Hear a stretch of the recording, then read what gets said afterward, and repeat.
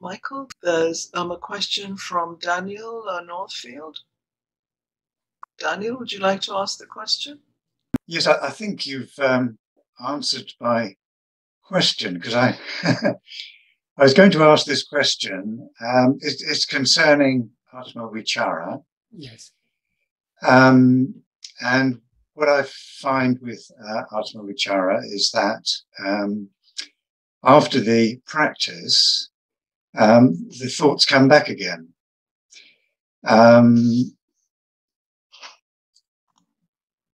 So my question really was, am I practicing it properly? However, I think you've answered the question, because we have food. The food needs to be vegan, as you say, no eggs, no milk, etc. And also intoxicants. I do like a beer occasionally, I have to say. So I think you're pointing me in the right direction already. Yeah, yes. As Bhagavan says, that is an aid. Merely by eating, you can eat pure vegan food and avoid all intoxicants and everything, and still be a very nasty person. So yes, I can remember a chap called Hitler. Yes, well, it was doubtful. He wasn't actually a vegetarian. He was said to be a vegetarian, but I think he.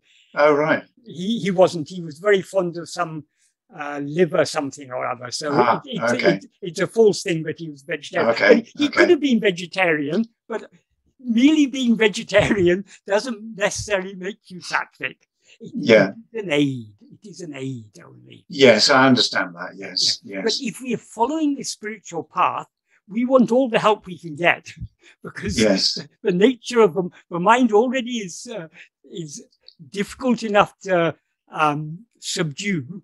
We don't want to make our work more difficult. Yeah, absolutely. But I have to say, though, it's not all bad. I do find after a, quotes, good session of Atma-vichara, the mind is much more still. Although there may, a certain amount of thoughts do come back, I do notice a big change, actually, sometimes in the state of the mind. Yes.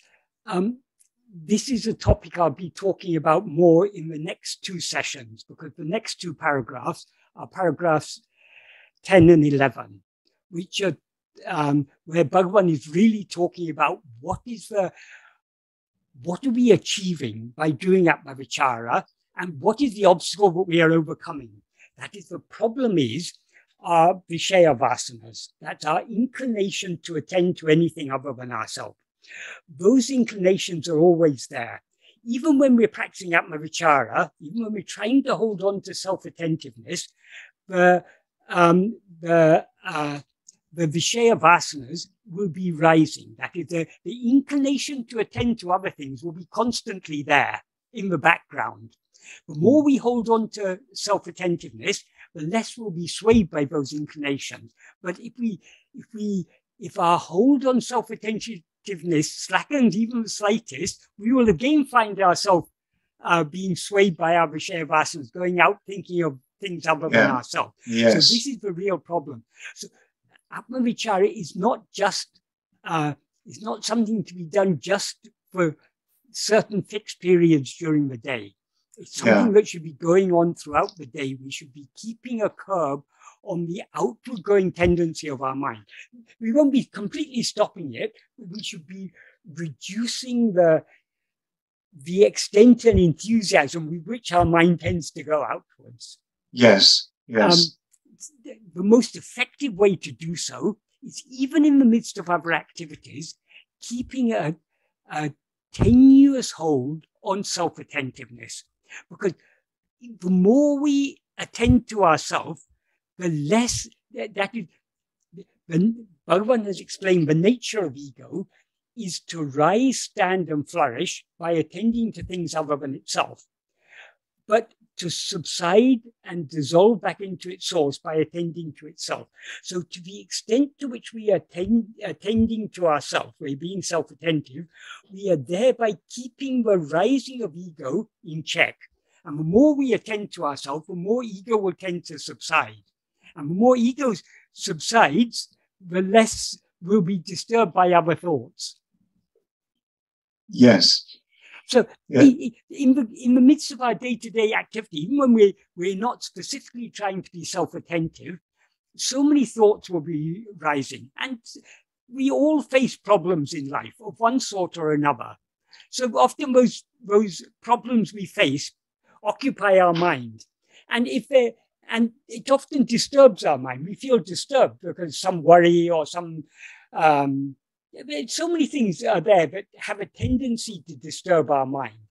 But the more we follow this practice, the less we will be concerned about these external things. It doesn't mean our mind isn't thinking of these things at all, but it will have less impact on us. Yes, yes.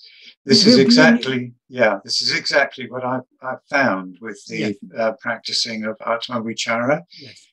That the concern does reduce,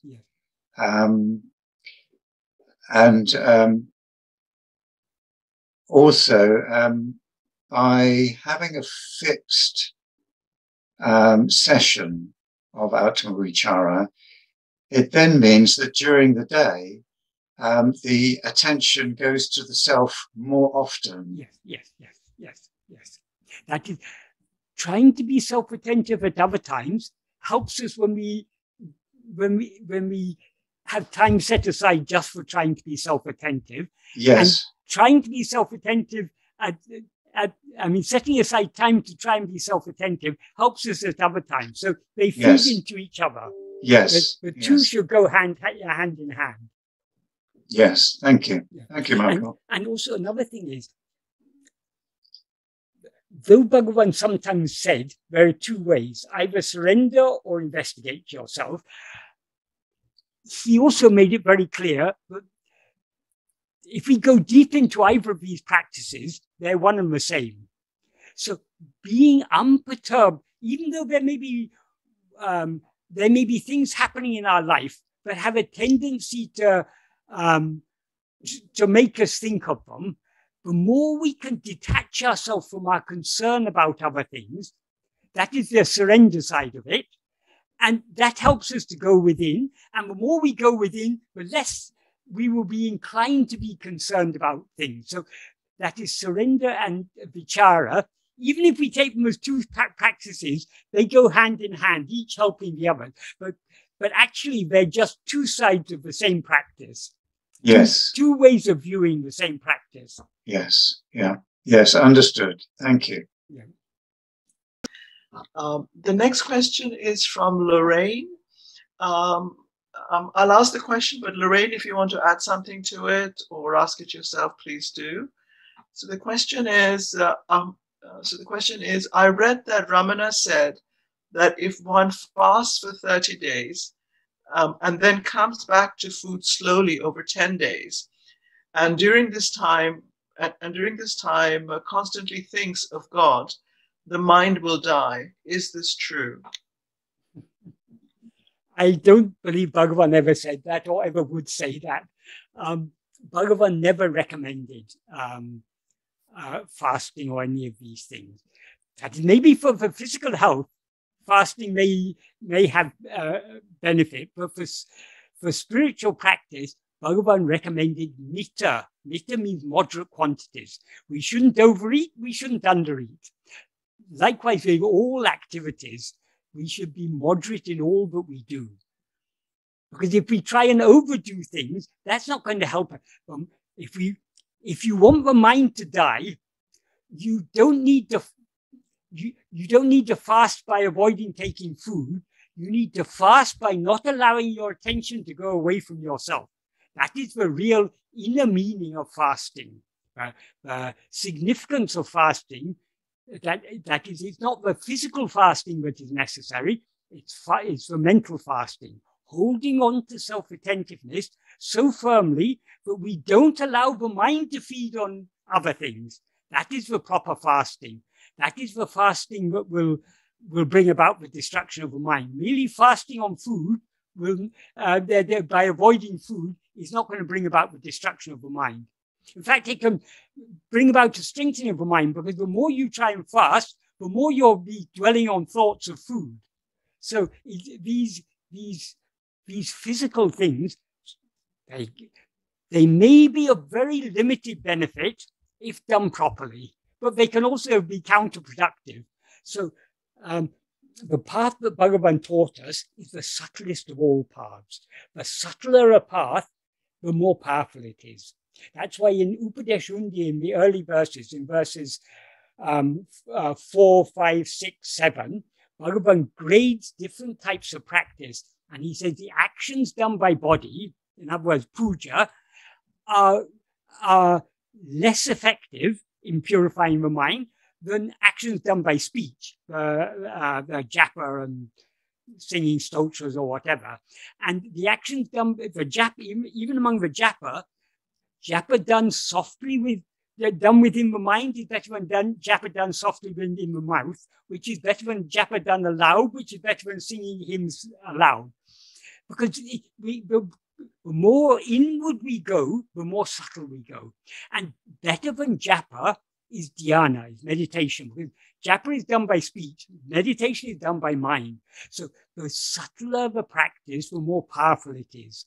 So what Bhagavan has taught us is the subtlest of all practice. Why is it the subtlest? Because everything, all objects are relatively gross. Some objects are grosser than others. Obviously, physical objects are very gross. Even the thoughts in our mind, they are objects, but they're compared to the objects outside, they're relatively subtle. But subtler than any of the objects is the subject, the one who knows all the objects, because the objects all have distinguishing features. We can distinguish one object from another object, one thought from another thought, one physical phenomena from another physical phenomenon. We can distinguish them, but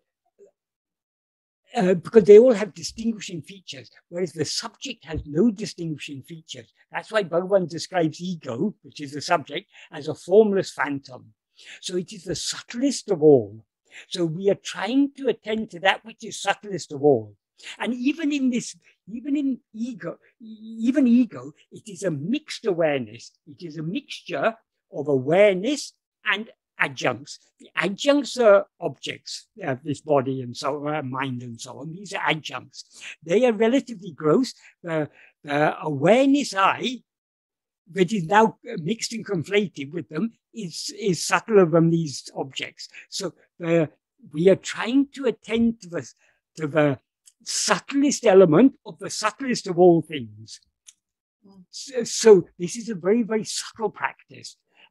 But subtle means it's very deep and very powerful. So even a little effort made in this path is far more efficacious than a lot of effort made in other grosser paths. So as I say, Bhagavan never recommended fasting. That's a physical thing. That's it's a very gross type of practice compared to this subtle practice of not fasting the body, but fasting the mind by holding on to I, and thereby not allowing the mind to go out or feed on anything else. Well, Michael, I read this with Arthur Osborne's book, and I know you say that he got things wrong. Yeah, but I don't know who told him that, but the idea he was saying was that you had to be totally meditating for the whole 40 days, totally thinking only of God. So the mind was subtle and the body was subtle. But if you say that's wrong, I believe if you're meditating on God, why should you worry about the fasting? It's unnecessary. But I find fasting incredibly useful. It may be useful at a certain level, but this is a very, very deep practice. Well, yeah. Have you fasted for 30 days? No, I've done 20. I think you would find if you would fast for 30 days, it would create a lot of restlessness in the mind. That's why Bhagavan, that is what he says here. He says very specifically, he doesn't just say sattvika ahara, he says mita sattvika ahara. Mita means moderation. Yeah, moderation means not one extreme or another extreme. Yeah, that's why I'm asking the question, because you've said this in the past. But I did read this in Arthur Osborne's books. I'm just clarifying. You'd be saying he got it wrong. Well, I don't know where he got it, who told him that story, but Bhagavan was very consistent in recommending moderation. Right. Well, I'll send you the page and everything of his book if you like. Well, it's okay. It's okay. I mean, you're not. I don't think that is a reliable piece of information. Okay. Because it's not consistent with Bhagavan's teachings. Right. So that is. Who knows? There's so many things people say what Bhagavan said, but we have to judge things in the light of his core teachings. Mm-hmm. And I mean, when in the early days when Bhagavan was on the hill,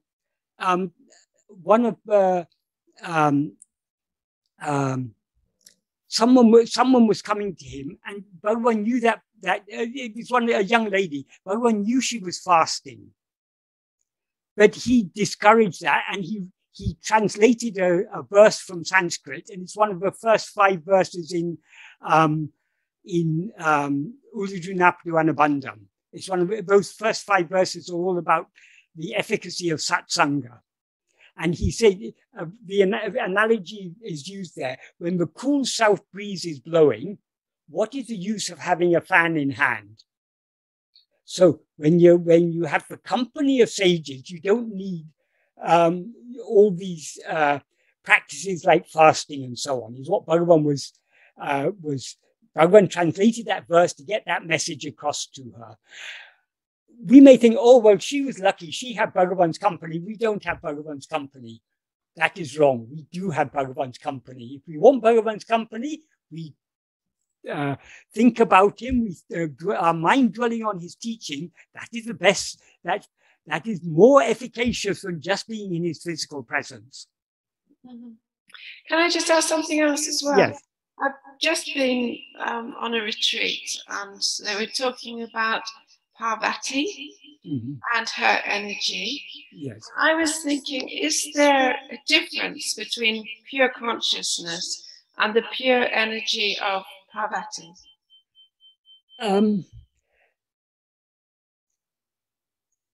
These things can be interpreted at many different levels. We can take Parvati means Shakti, power. What is that power? It is Chit Shakti. It's the power of pure awareness. We can take it in that way. Awareness and its power are not different things. So Chit is Shiva and Chit Shakti is Parvati. So they are one and the same, inseparable. Right. That's a deeper way but there are also other more superficial levels in which these things can be interpreted. So all these things, they're open to interpretation at different levels. If we are following Bhagavan's path, we'll interpret these at a deeper level. People who are following other paths will interpret according to their particular way of viewing things. Our way of interpreting it is appropriate to Bhagavan's path. Their way of interpreting it is appropriate to their path. Right.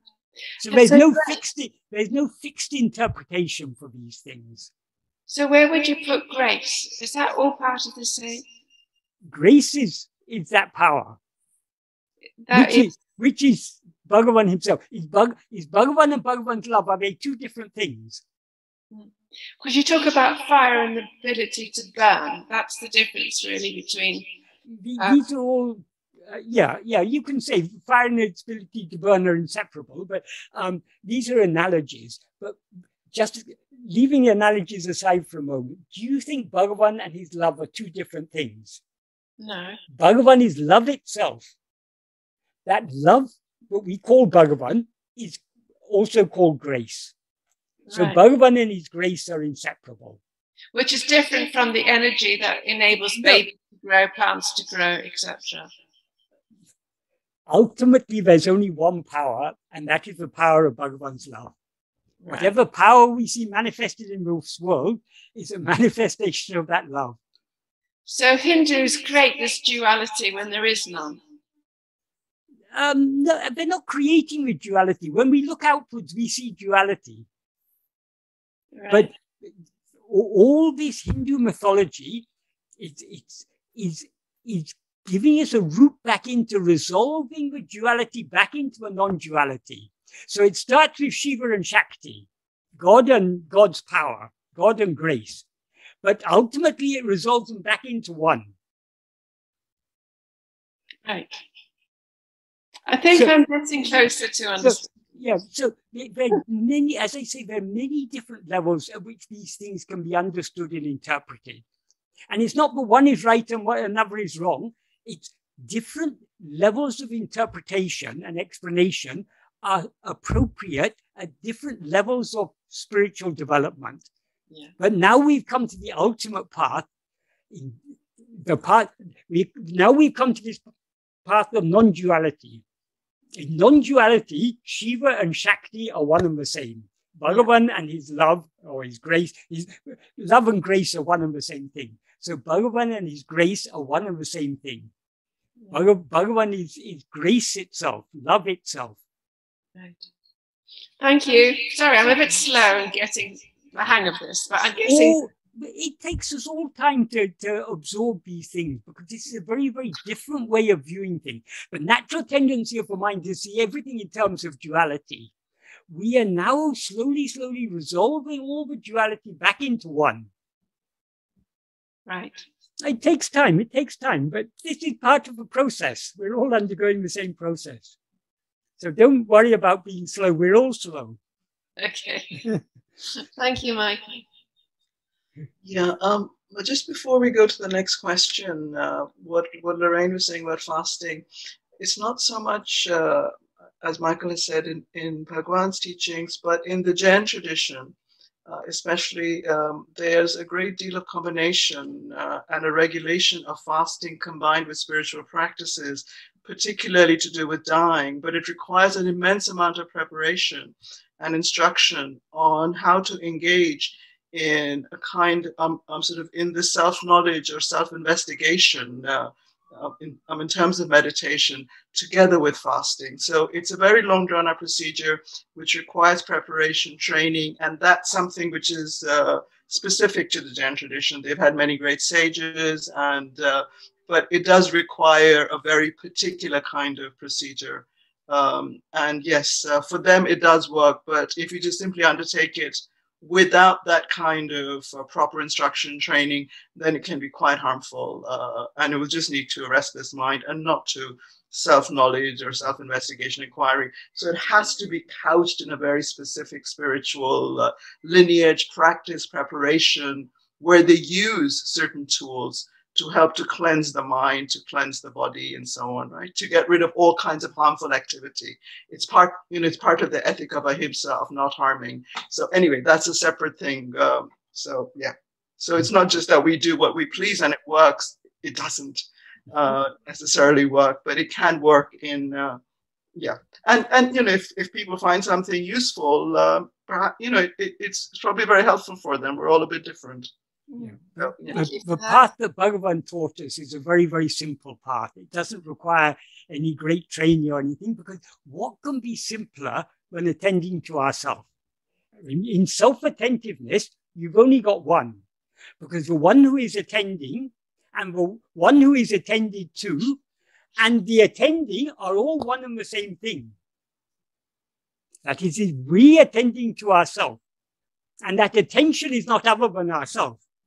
So self-attentiveness is the simplest of all states. But are we impatient that we actually want to achieve more by doing something a bit extra? It's the nature of the mind to be impatient, but we can't, if you really want it, the trouble is we want other things. If we were really impatient just to be as we are, we would let go of everything else and hold on only to ourselves. The fact that we are interested in anything other than ourselves shows that our mind is still going outwards. The impatience arises out of desire, not out of love. But then we have to eat. You know, our thoughts go out to get something to eat. If you have to eat. What your body is to eat, it will eat. It's all that is what you are to.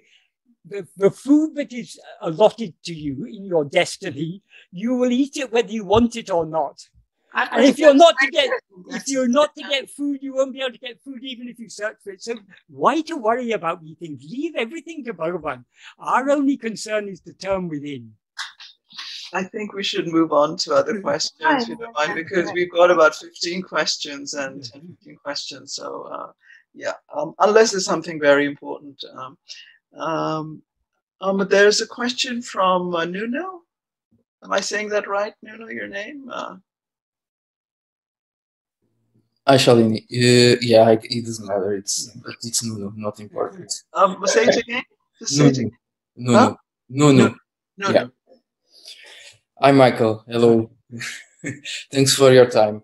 In these 8 and 9 paragraphs, I have some questions here regarding basically three terms. The first one is just that you mentioned today again in the scope of the 9th paragraph, which is the Nirvikalpa Samadhi. So as fast you mentioned that is like sleep alike.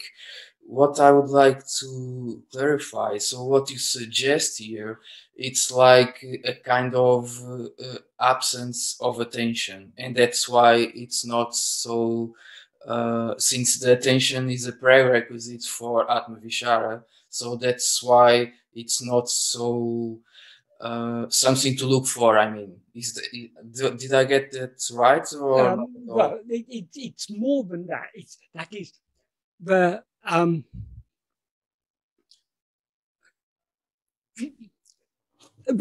primary, our aim is to annihilate ego. In order to annihilate ego, we have to turn our mind within. But as ego, we have so much inclination to attend to other things, because it's the very nature of ego to always be grasping things other than itself. So in order to progress in this spiritual path, we need to weaken our inclination to attend to other things. Our inclination to attend to other things are what are called Vishaya Vasanas. Those Vishaya Vasanas are active only in waking and dream, because in sleep, ego has dissolved back into its source, and its vasanas, the vasanas cannot remain without ego. So we cannot weaken our vasanas so long as we... Sorry to interrupt you. So ego, it's like the same as attention, or no? Ego is the one who attends. Okay, but ego is the first thought that now I'm this. So this is the first thought. The first thought, yes, it's the first thought. After that, it starts to relate. So that relation, that's where kind of attention arises towards object, towards something else than itself. As soon as we rise as ego, we project a body that we take to be ourselves, and we project a world outside. Yeah. You can see this in dream.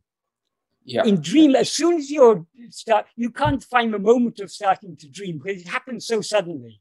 Suddenly you're in attention to outwards, it's still there as well as waking state. Yes. It's just that I perceive myself something different, but the attention is still there. But both are still dreams, according to Bhagavan. Both waking. So as soon as we rise as ego, we project a body and a world. We take the body to be ourselves, and we take the world to be out there. That is the nature of whenever we rise as ego. So, and as ego, we have Vishaya Vasanas. We have this inclination to be constantly trying to hold on to Vishayas. Vishayas means anything other than ourselves. Anything that we perceive is a Vishaya. Any object or phenomenon is a Vishaya. So, in order to surrender this ego, we first need to weaken our Vishaya Vasanas. We can say ego is like a commander-in-chief, and the Vasanas are like its army. Our aim is to kill the commander-in-chief. Because if we kill the commander-in-chief, then the army will disperse. But in order to kill the commander-in-chief, we need to weaken his army. So long as his army is strong, we can't get anywhere near him. So, and in that analogy, is army, it's the mind or the phenomena of the mind? The army is the Vishaya Vasanas, the inclination, the ego's inclination to attend to things other than itself. That's the mind. Mind is an ambiguous term because it means different things in different contexts. In some contexts, we use the term mind for the totality of all thoughts. But mind is also used... All phenomena, right? All phenomena. Yes. Physical or mental. Yes, yes. So all this is mind in one sense. But mind is also that which is seeing all this. So in some senses, we use the term mind to refer to ego. In some senses, so basically, you've got subject and objects. The subject is ego, sometimes referred to as mind. The objects are everything else, which are collectively also referred to as mind. So when the term mind is used, we need to understand from the context whether it's referring to a totality or just to the subject.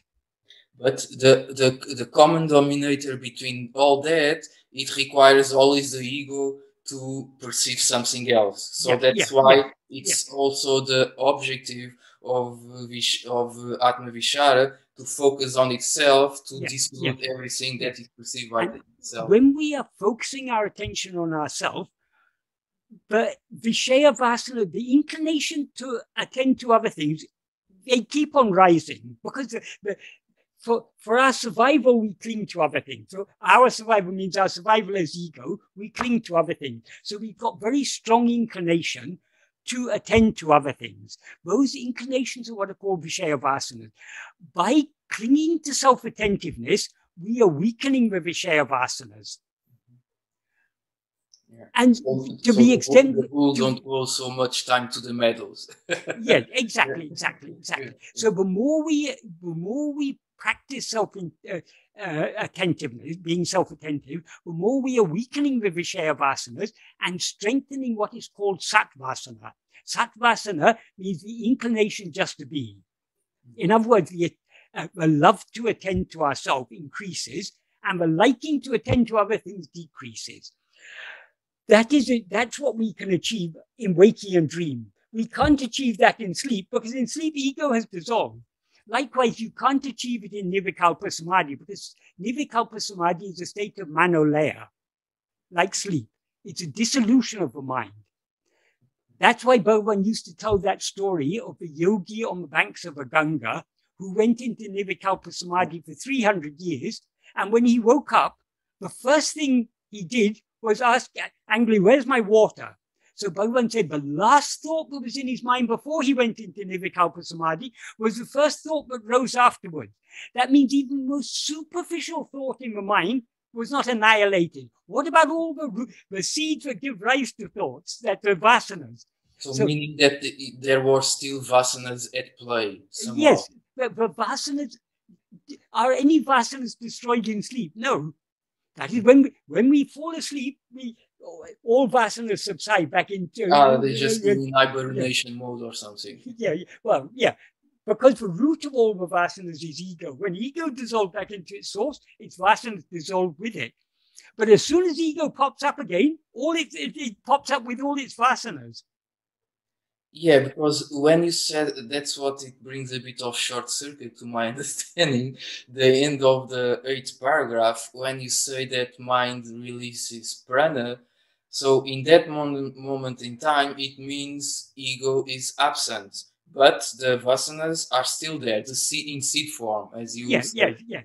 The vasanas are inseparable from ego. It's the very nature of ego to have vasanas. But when the body is dropped, ego is not there any longer, but the vasanas are.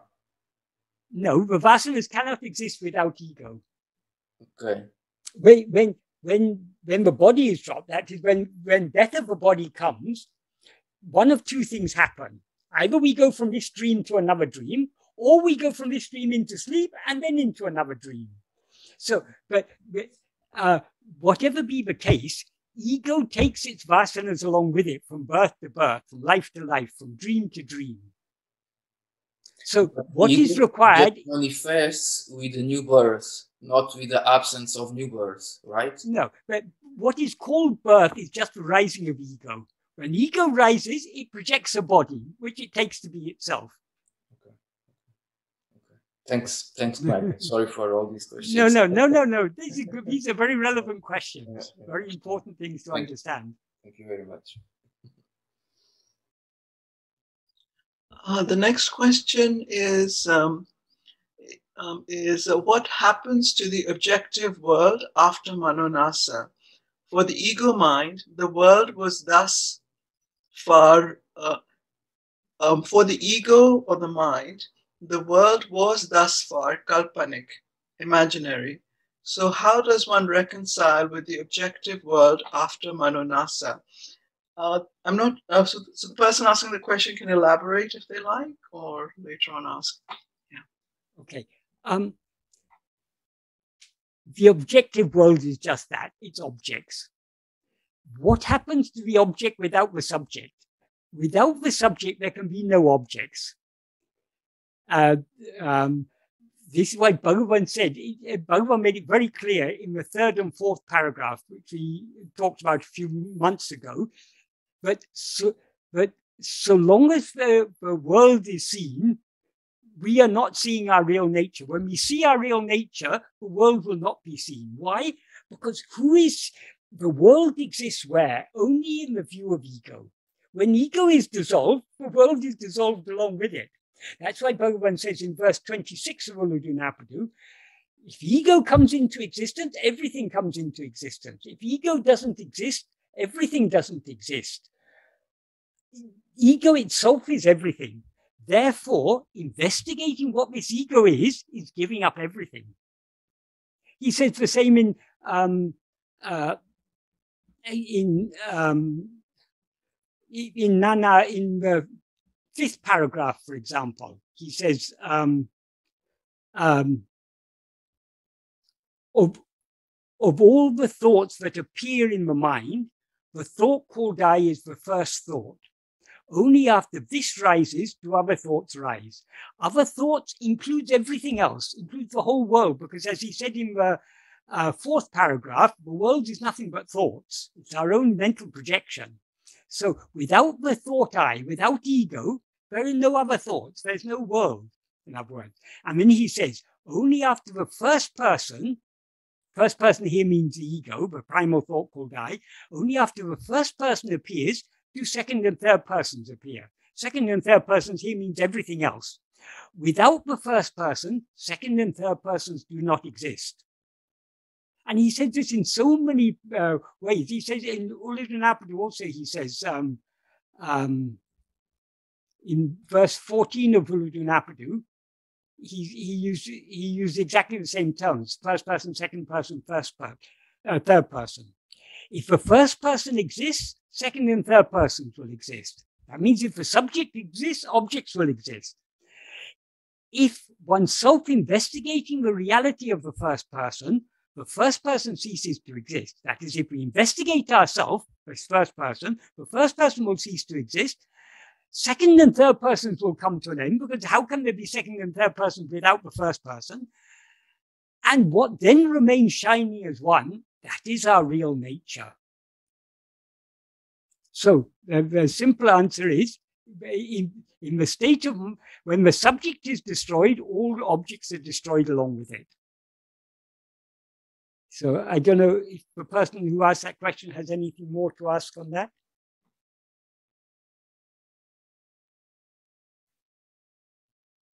Looks like it was sufficient.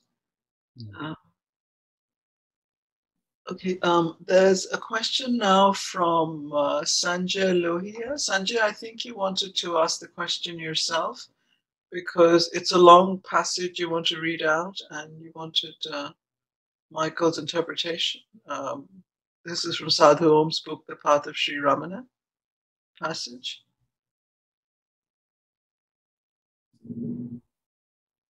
Sanjay? He might be away for a moment. So we can go on to the next question and come back to Sanjay later. So there's another question, which is, it's wonderful that Michael, oh no, sorry. It's wonderful that Michael answered my initial question. I'm here, sorry. I'm Sanjay. Are you there, Sanjay? Okay, all right, good. Sorry. That's all right. Yes. So I can ask my question now? Yes, I can go. Please do. Yeah, please do. So, sir, this is an extract I have taken from the Path of Sri Ramana, part 1. This is part of the chapter, the inquiry, who am I, and the 4 yogas. So on page 77 of the PDF copy of the book, the following is mentioned as a footnote number 33. So I'll be reading the footnote now. So now I am reading the footnote. So please listen to it carefully, Yes. because it doesn't tally with what you say these days. So there is some this thing anomaly there.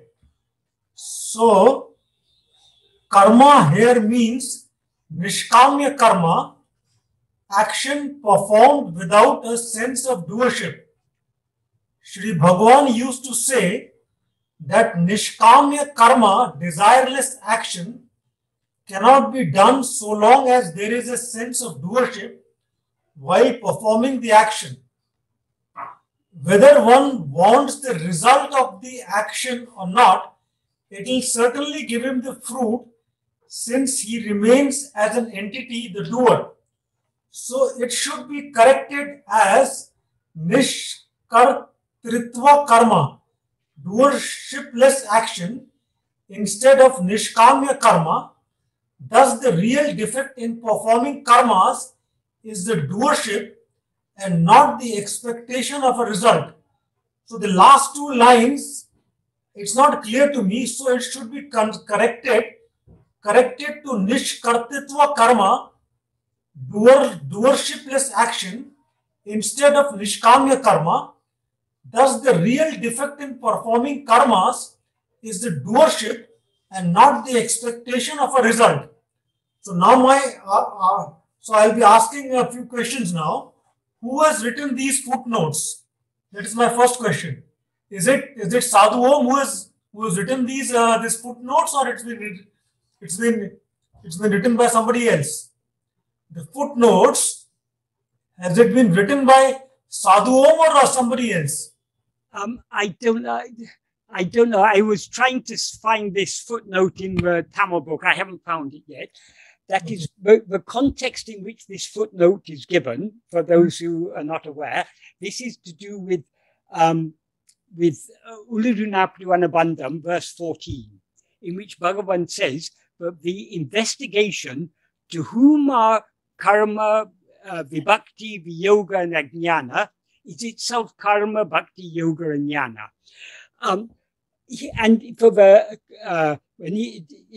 for the word karma, is itself karma, bhakti, yoga, and jnana. He explains here that karma here means nishkarmiya karma. Whether this note was written by Sadhu Om or not, I'm not sure, because I've not found it in the Tamil book, but it's probably there, or something. It may not be such a good translation, but the general idea here is perfectly correct. That is, yes, in this context, karma means nishkarmiya karma, and Bhagavan did say, so long as there is doership, we cannot so long as there's doership, there will inevitably be desire, to a greater or lesser extent. So Bhagavan sometimes used to say, an Atmajnani alone can be a good karma yogi. A karma yogi means one who does only nishkarmiya karma. But it's inevitable if we raise his ego and allow our attention to go outwards. When our attention goes outwards, it goes outwards under the sway of our vishaya vasanas. So to a greater or lesser extent, we are acting with desire. We can, of course, the extent, we can reduce the extent to which our actions are done with desire. We can, by cultivating love for God and trying to develop the attitude, whatever we do, we're doing for the love of God, and not for anything to gain by it. We can reduce the extent to which our actions are driven by karmic motive. But we cannot be totally free of desire so long as we rise as ego. And so long as kaṭṭi-k-koṇḍu, doership, is the very nature of ego. That is, when we rise as ego, we take a body to be ourself, body, mind, body and mind. So all the actions of the body, speech and mind are experienced by us as actions done by us, because we experience these instruments as ourselves.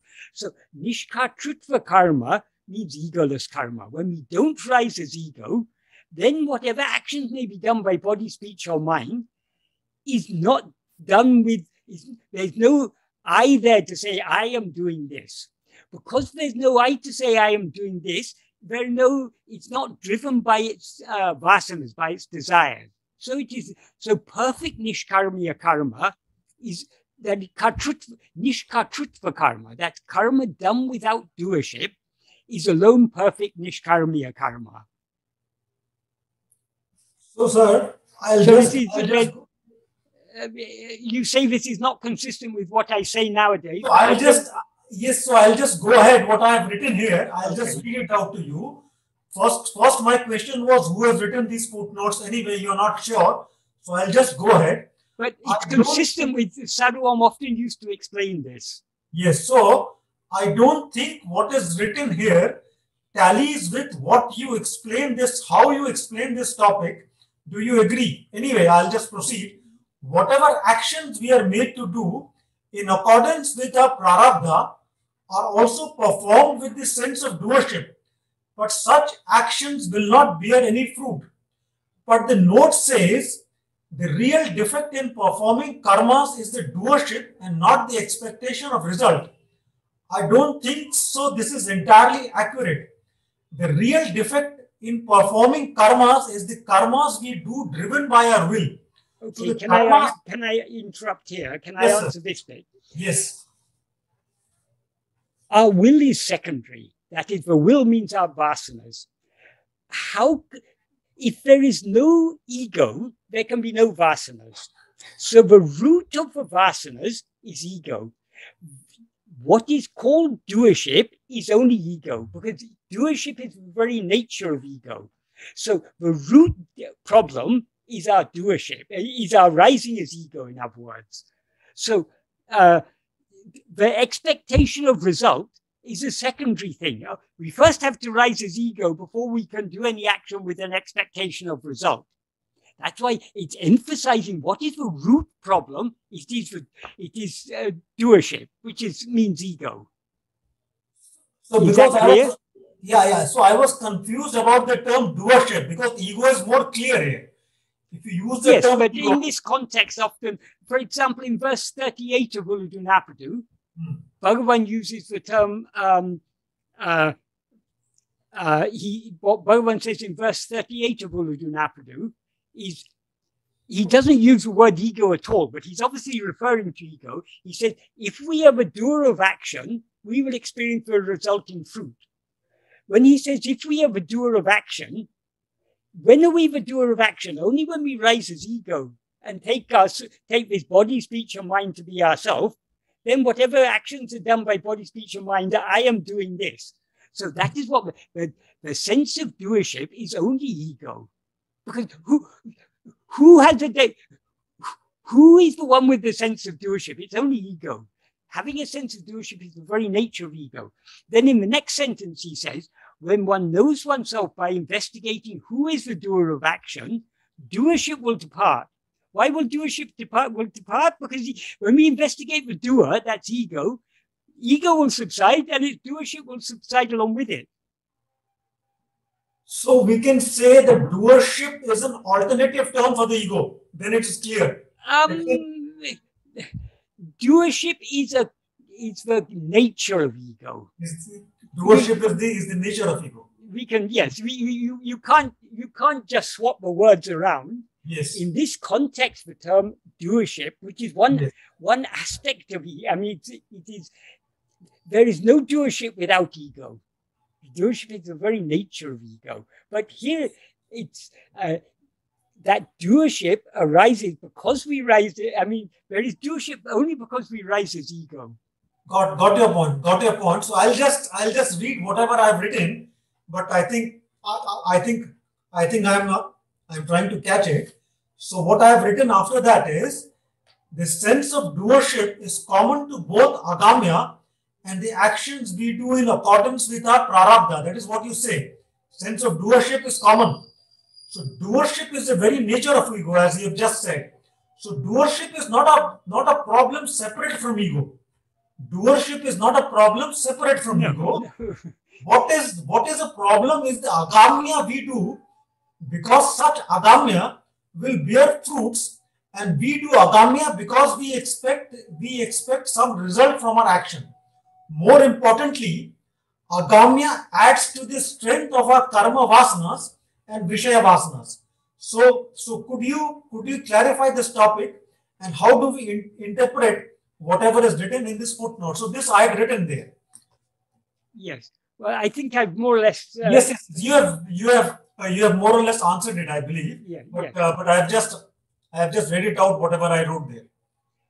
That is, agamya is not the problem. The problem is the desire with which we. That is the problem is that we allow. When analyzing any problem, we need to go back to the root. When we rise as ego, we rise along with the inclination to grasp vishayas. In other words, having vishaya vasanas, it is the nature of ego to have vishaya vasanas. That is, the vishaya vasanas are not ego, but it's the nature of ego to have vishaya vasanas, because ego is always inclined to cling to things other than ourselves. That is where the problem lies. Because when we allow ourselves to be swayed by our vishaya vasanas, our attention goes away from ourselves. And as Bhagavan says, as soon as our attention goes away from ourselves, mind rises and wanders under the sway of its vishaya vasanas. That is, the more we allow our attention to go outwards, the more we are allowing ourselves to be swayed by our vishaya vasanas. And when we are swayed by our vishaya vasanas, we do actions by mind, speech, and body, which are agamya. So agamya are the cause of the fruit, but the cause of the agamya is the seeds that give rise to the desire. But the seed means the vasanas, under whose sway we do the agamya. So we need to go back to the very subtle. But the root of all problems is, to whom are all these vasanas? Whose vasanas are they? They are egos. So we need to investigate this ego, the root of all these problems. Got it, sir. Thank you. So, but definitely, kaṭṭrutva is more basic problem than the vishaya vasanas. Vishaya vasanas arise only because we've risen as ego, whose very nature is doership. That is, we cannot separate doership from ego, because we cannot rise as ego without grasping a body and mind as I. So whatever actions are done by that body and mind are experienced by us as actions done by us. So doership is more fundamental than the vasanas. Yes, got it, sir. Thank you. Right. The next question is, it's wonderful that Michael answered my initial question, that concentration assists in doing Atma-vichara. Can Michael go more in detail about how to do concentration practice, as mentioned, with love? That would then help with Atma-vichara practice. So this is about more detail on how to do Atma-vichara practice, concentration practice with love. We need to understand this 8th and 9th paragraph in the context in which it was given. Nāṉ Ār was originally Bhagavan's answers to questions asked by Śrī Aruṇācala. So only because Śrī Aruṇācala asked about these other practices did Bhagavan give these answers. But of his own accord, Bhagavan never recommended any practice. If people said, oh, Bhagavan, can I do Murti Dhyana? Oh, Bhagavan said, oh, yes, very good, do Murti Dhyana. But Bhagavan didn't of his own accord recommend that, because if you want concentration, what is the best thing to concentrate on? Concentrate on I. That is, we don't need to do separate exercises to help us with our Atma-vichara. The best help we can get in the practice of Atma-vichara is to try to practice Atma-vichara. The more we try, the more we will gain the requisite skill. Because the problem with the one-pointedness that is gained by attending to things other than ourselves, though it may help in a certain sense, it can also be it's still an outward-going concentration. We need to, that is, the names and forms on which we meditate are relatively gross. Our aim is to meditate on that which is subtlest of all. That's why in the next paragraph, in this paragraph, 9th paragraph, Bhagavan talks about Murti Dhyana. Murti means a form. The next paragraph, he talks about Swarupa Dhyana. Swarupa means meditating on our own real nature, what we actually are, on that fundamental awareness I am. That's something far, far more subtle than anything. If we cultivate love by attending to a name or form of God, and then we come to understand that what God actually is that which is shining in our heart as I, that love will make it easier for us to turn our attention within. But we don't have to take a roundabout way. Bhagavan first recommended, when people came to him, people ask all sorts of questions. Bhagavan first tries to turn their attention back towards themselves. To whom is this problem? Who is asking this question? He's trying to turn their attention back. Sometimes he gives other answers, but only after first trying to get people to attend to themselves. When they're not willing to attend to themselves, then he comes down. Yes, it will help if you do mantra japa or Murti Dhyana, but these are only concessions that he makes for those who are not willing to follow his advice. What is our aim? Our aim is to know what we actually are. To know what we actually are, we have to attend to ourselves. Why to take any roundabout way? There's a story there's a pictorial biography of Bhagavan. In that, there's a story recorded. I can't remember the exact detail, but I'll tell it approximately as it's given. I mean, more or less the gist of it. One day, some villagers came and they asked Bhagavan some questions, and Bhagavan, as usual, directed them to this path of Atma-vichara in an appropriate way to their level. After some time, the villagers left, and Bhagavan went out for his usual walk on the foot of the hill. And several devotees remained in the hall. Among them was Kavyaganta.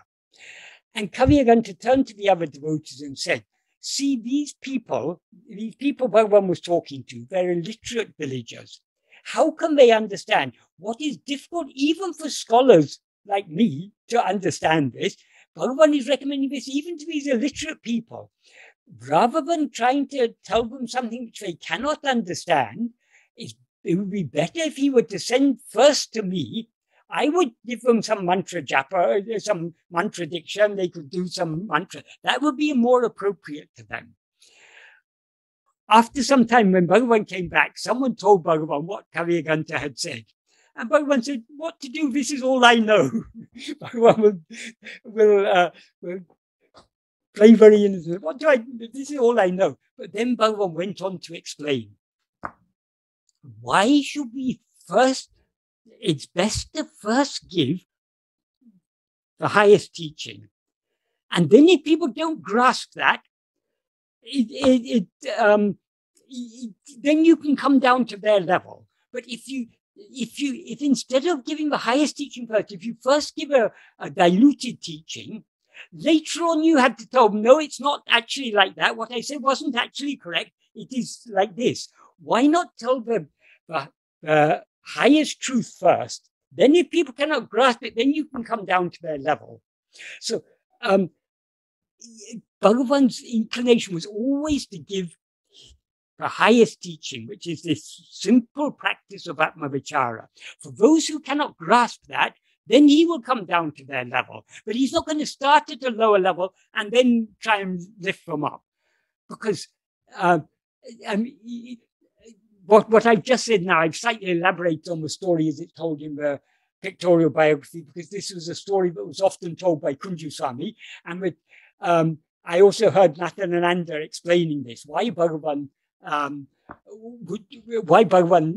said like that. But Bhagavan always started from the highest, and then only when people weren't able to grasp it, he would come down to lower level. So the highest teaching is investigate yourself. We don't need any other, if we take to this practice, we don't need any other aid, because this is the direct path. All the other so-called aids, they're all roundabout ways. They're suitable for those who are not willing to come to this path. So is there anything else you want to ask on that? I just noticed that I'm probably one of those people who are not able to get it right away. I am not able to turn within right away and be in that state.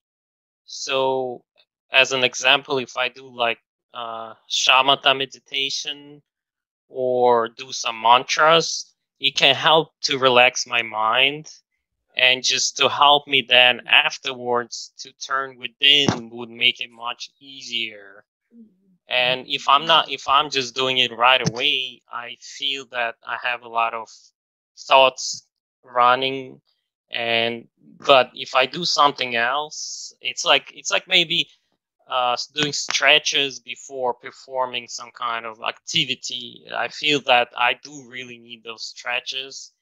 And I guess my question was how to do those, if I have to do those things initially, how to do them with love, which would help me then to turn within and kind of be stable on that. Okay. You started by saying you're not able to turn within. Why do you think you're not able to turn within? Well, I do have a lot of vasanas, I guess, a lot of things running around my mind. We all have a lot of vasanas. This path, it requires persistent and patient practice. But Bhagavan used to say, when people asked about qualification, people came to Bhagavan and said, Bhagavan, am I qualified to follow this path? He would say, if you say I, you're qualified, because we are all aware of ourselves as I. So we can all, at least to a slight extent, we can begin to attend to I. That's all there is to it. This is the simplest of all paths. It seems difficult because we have strong Vishaya vasanas. We've got strong inclination to go outwards. But even though we've got strong inclination to go outwards, we can try little by little, even for a moment here, a moment there, attending to I. So it's the one, this is the easiest of all things. It seems difficult because, why it seems difficult? Because of our reluctance to do so.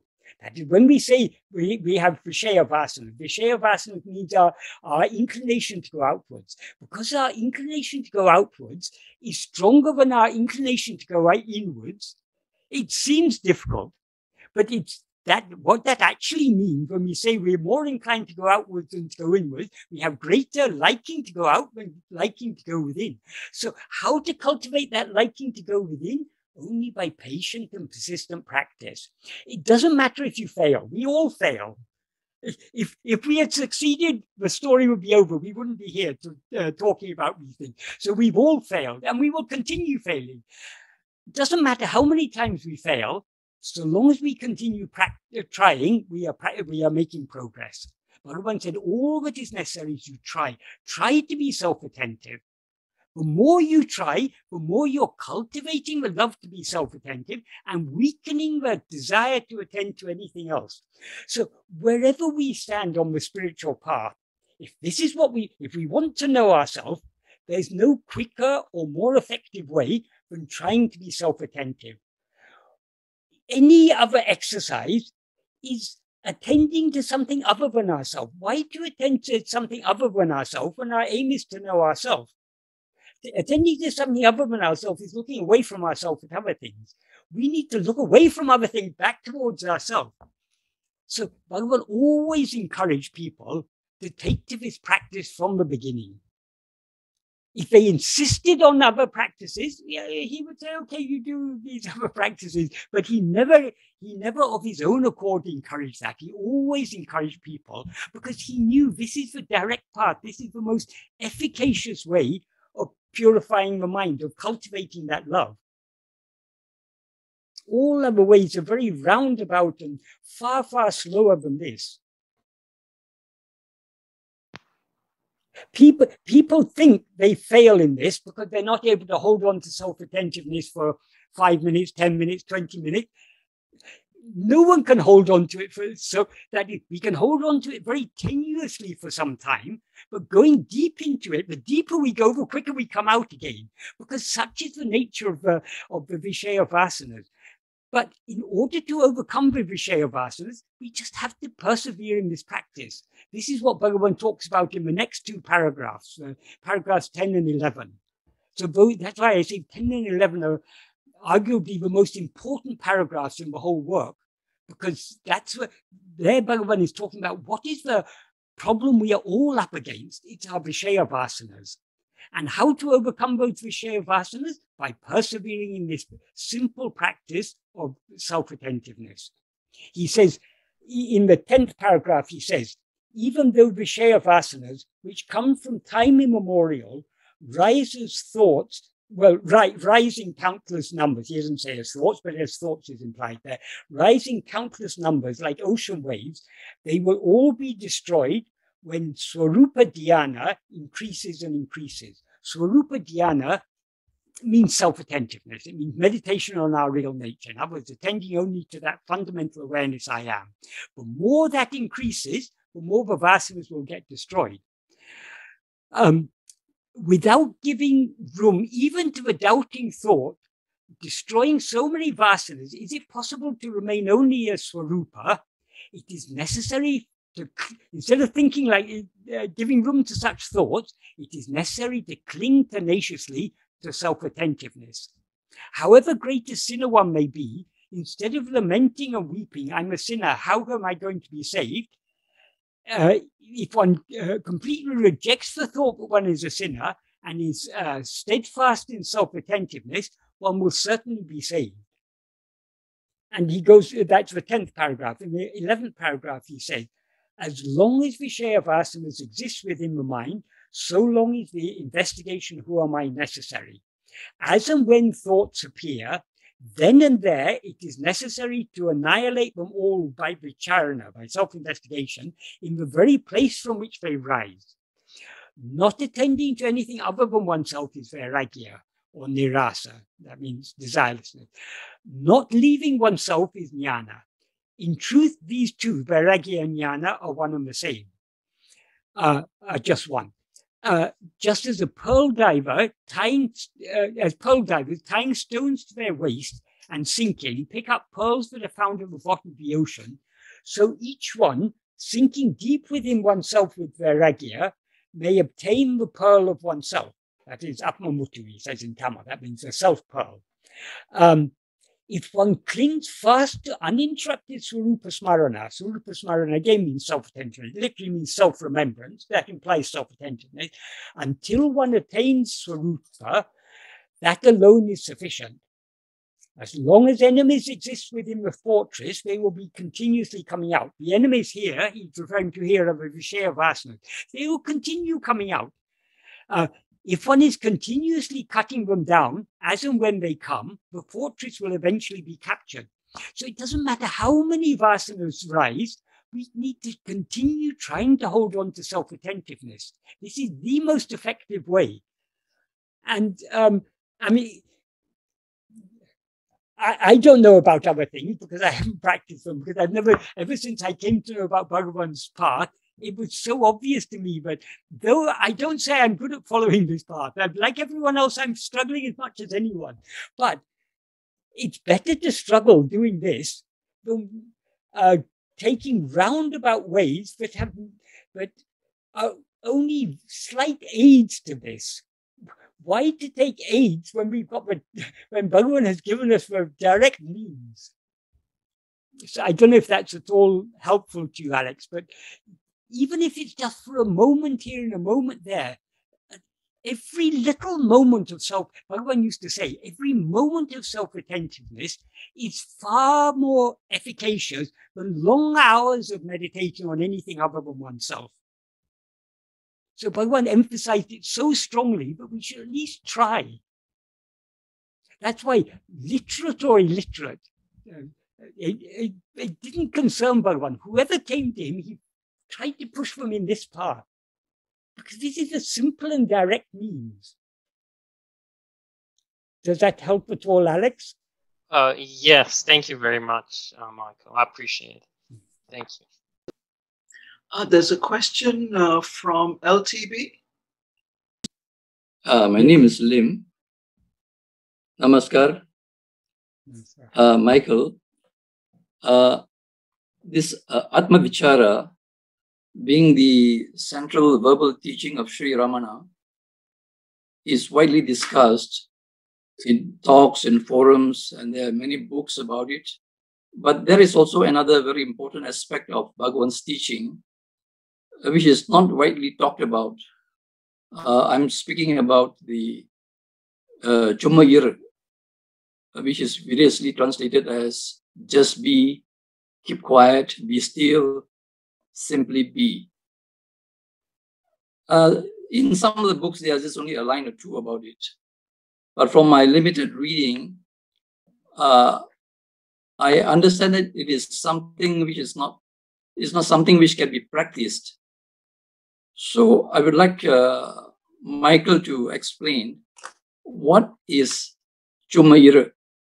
How should we understand it? Yes, as you say, Sumayiru means just be. Just there means we always are. So it's not something new to be attained. There's always being there. But just being, summa, implies without doing. Now we are being, but we're also doing. So Sumayiru implies just be, without doing anything. Just be as you are. How to just be as you are? The means to just be is self-attentiveness, because when we attend to anything other than ourselves, we are thereby rising. To the extent to which we attend to ourselves, we thereby subside. So the state in which ego remains subsided without rising, that is the state of Uḻḷadu, just being. So in order to just be, we need to stop doing anything else. How does all doing start? The first doing is our rising as ego. As soon as we rise as ego, our attention goes outwards. The more we attend to things other than ourselves, the more we are getting caught up in activity. Because attention to anything other than ourselves is a movement of our attention or our mind away from ourselves towards other things. So that's where all activity begins from there. That is first the rising of ego, and as soon as the ego rises, it projects and attends to things other than itself. That is the beginning of action. If we want to bring action to an end, if we want to just be without doing, this ego and its outward-going attention needs to subside. So how does ego subside? By turning its attention back to itself. When we attend to something other than ourselves, our attention is moving away from ourselves towards some other thing. When we attend only to ourselves, our attention isn't moving anywhere. It's just remaining in its source. So by attending to ourselves, we bring doing to an end, and the ego subsides and remains in its natural state, which is the state of just being. So We cannot achieve that state of just being. It's the same as self-enquiry then. It is the same. It's another way of expressing it. That is the knowing, the knowing aspect. That is sat and chit. Being and knowing, that is existence and awareness, they're one and the same thing. That is our very, what are we? What we actually are is awareness. So our very being is awareness, and awareness is our very being. The two are inseparable. So the awareness or knowing aspect of it is called Atma-vichara, self-investigation, self-attentiveness. The being aspect of it is called Śrī Aruṇācala, or just being as you are. So it's just two ways of describing the same thing. But if we had just told just be, how do we just be? I already am, but the problem is I'm rising and I'm involved in so many. How do I just be? The way to just be is to attend to yourself. To the extent to which we are self-attentive, to that extent, ego is subsiding and we are coming close to that state of just being. To the extent to which we attend to other things, ego is rising and we are leaving just being behind and getting involved in doing. Bhagavan makes this very clear in Upadēśa Undiyār. In verse 8 of Upadēśa Undiyār, in the previous verses, he was talking about other practices, other devotional practices, and how their relative efficacy in purifying the mind. Better than puja is japa. Better than japa is dhyana. That was the general trend in the previous verses. So all this is in the context of means of purifying the mind. When he comes to verse 8, verse 7, he was talking about dhyana, meditation, implying meditation on God. Then in verse 8, he says, rather than anya bhava, ananya bhava, in which he is I, is best among all. Anya bhava, anya means what is other. Bhava here means meditation. So anya bhava means meditation on God as something other than oneself. So rather than meditating on God as something other than oneself, ananya bhava means, ananya means what is not other. So meditating on him is not other than oneself. And then he qualifies that in which he is I. So with the understanding that God is not something other than ourselves, but that which is always shining in our heart as I. So ananya bhava, meditating on nothing other than ourselves, is the best among all. That means it's the most efficacious means to purify the mind. Then in the next verse, he says, verse 9, he says, bhava balatinal, by the strength of meditation. The meditation he's referring to there is the meditation he was talking about in the previous verse, the ananya bhava, the meditation on God as not other than oneself. Meditating on God as not other than oneself is just another way of saying self-attentiveness, the attending only to oneself with the understanding that God is, what God actually is only oneself, only I. So by the strength of that meditation, in other words, by the strength of self-attentiveness, being in Sat-bhava. Sat-bhava means the state of being. It's another way of saying Śrī Aruṇācala. So by the strength of meditation, being in Sat-bhava, which transcends bhavana. Bhavana here means meditation in the sense of mental activity, of imagination, of attending to anything other than oneself, thinking. So that just being, or being in Sat-bhava transcends bhavana. How can we just be in that Sat-bhava? Only by the strength of self-attentiveness. That alone is parabhakti tattva. That is the supreme, that is the true state of supreme devotion.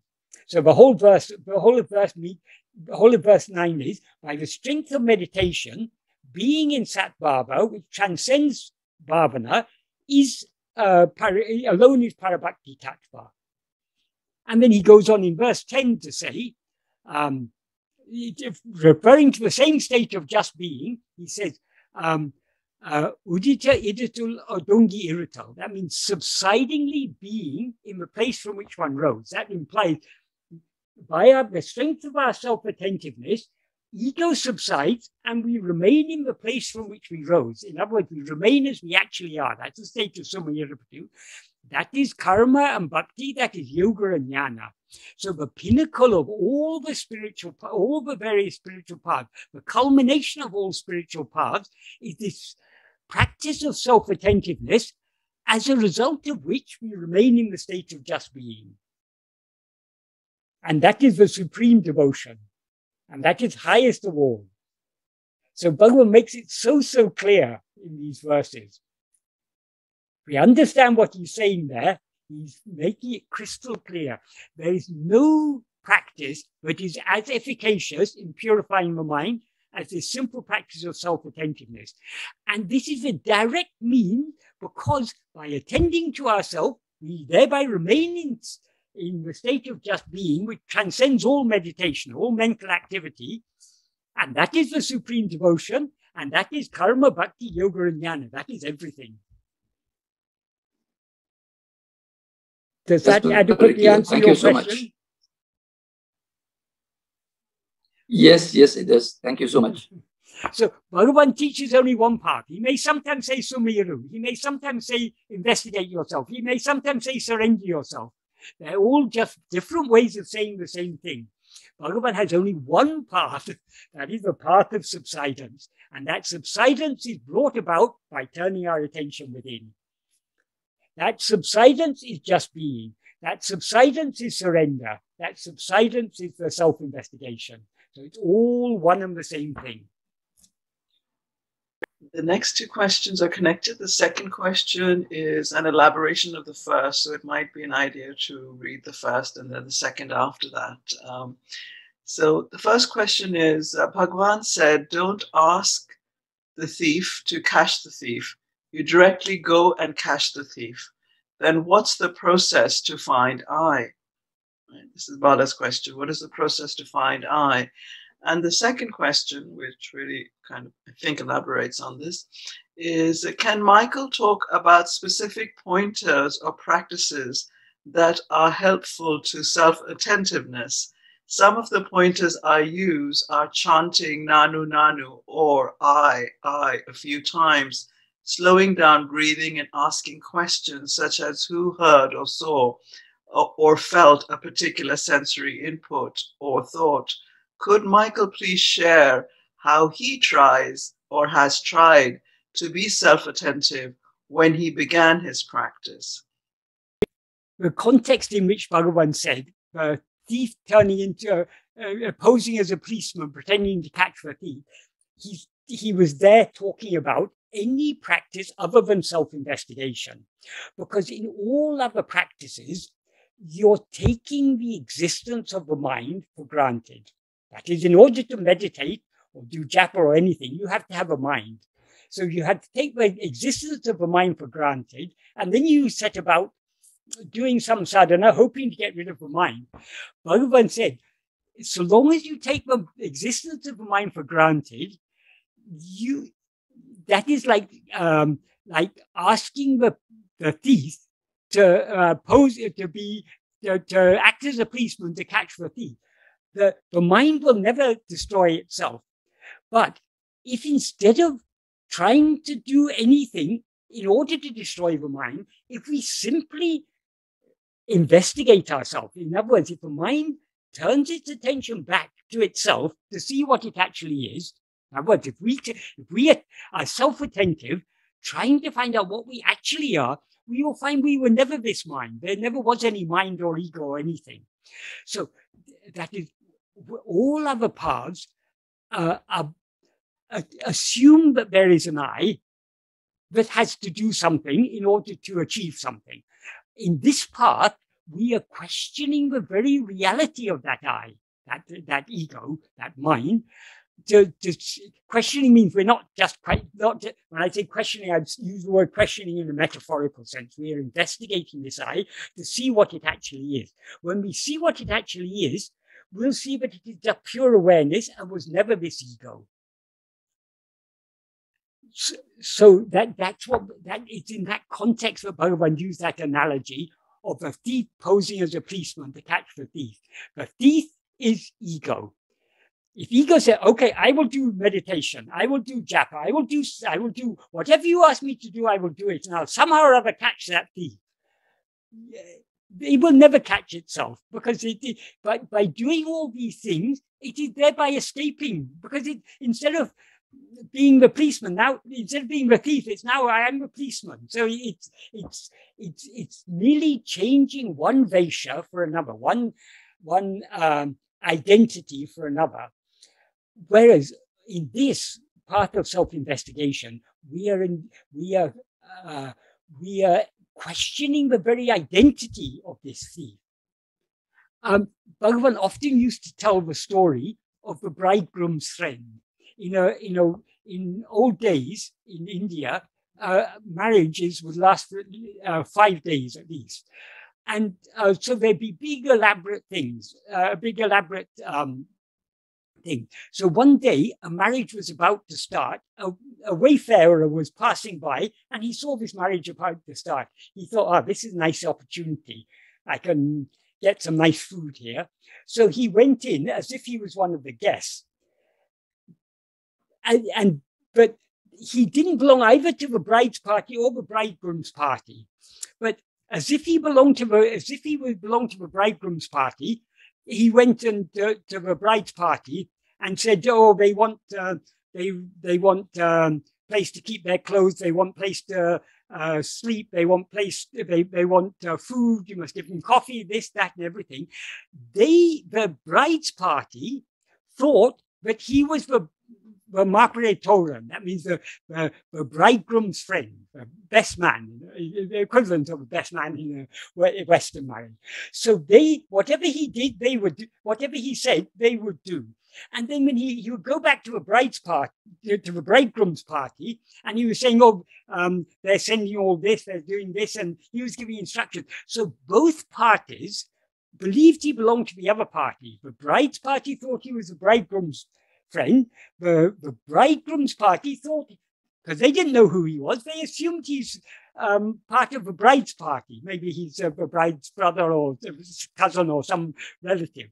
So for 5 days, he was having a great time, bossing over everyone and feasting sumptuously and being treated with all honor and respect.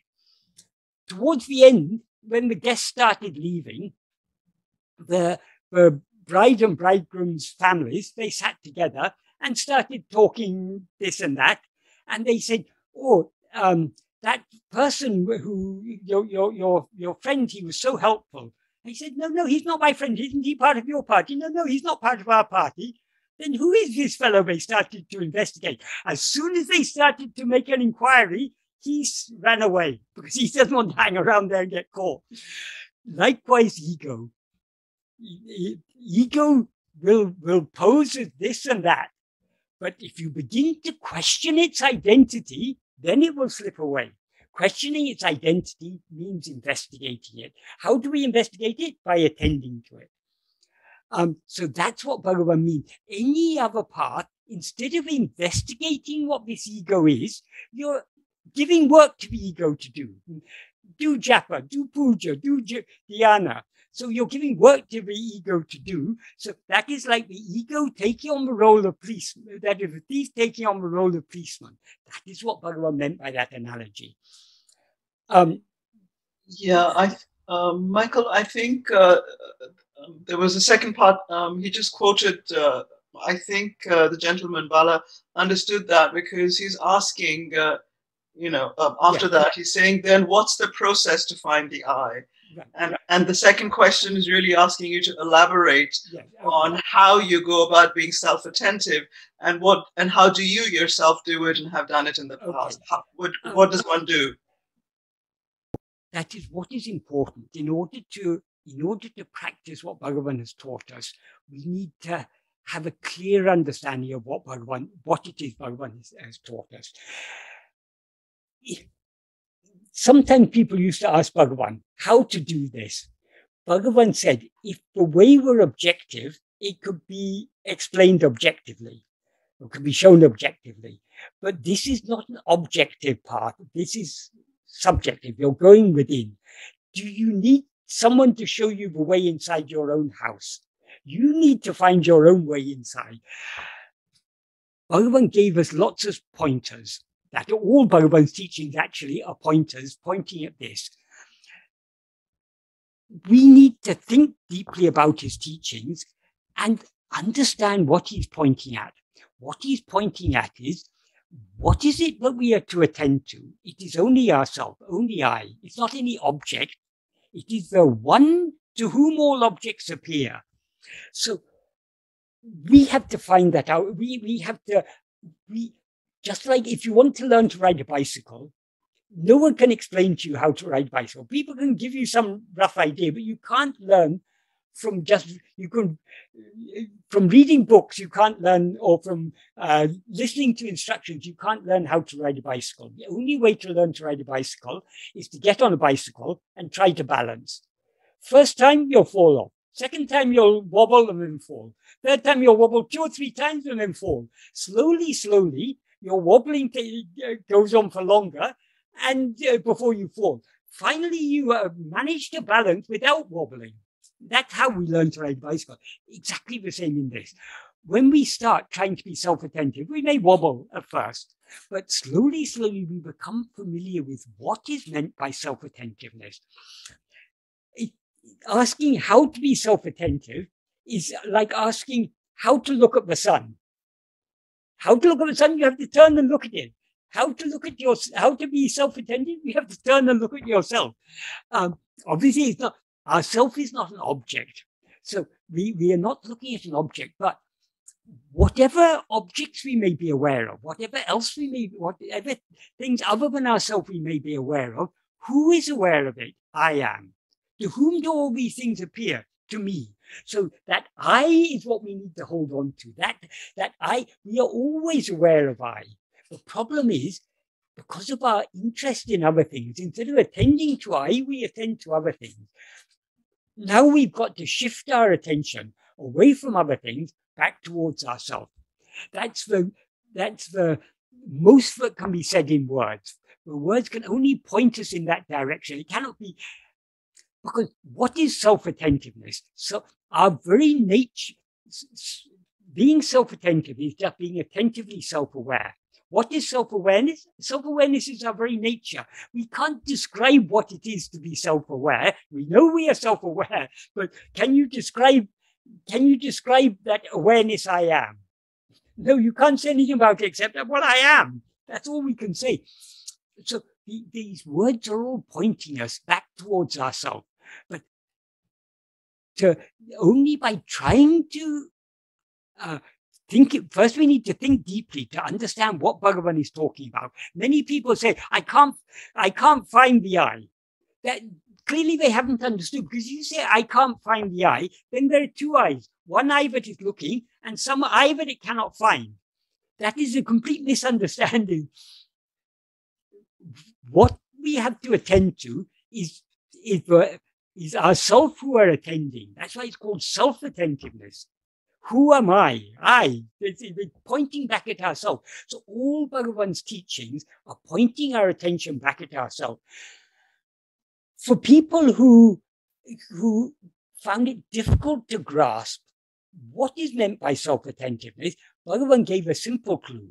He said, just repeat the word I, not just like a japa, I, but when you deeply and contemplatively repeat the word I, trying to be aware of what that word I is referring to. Any word you say, it refers to something.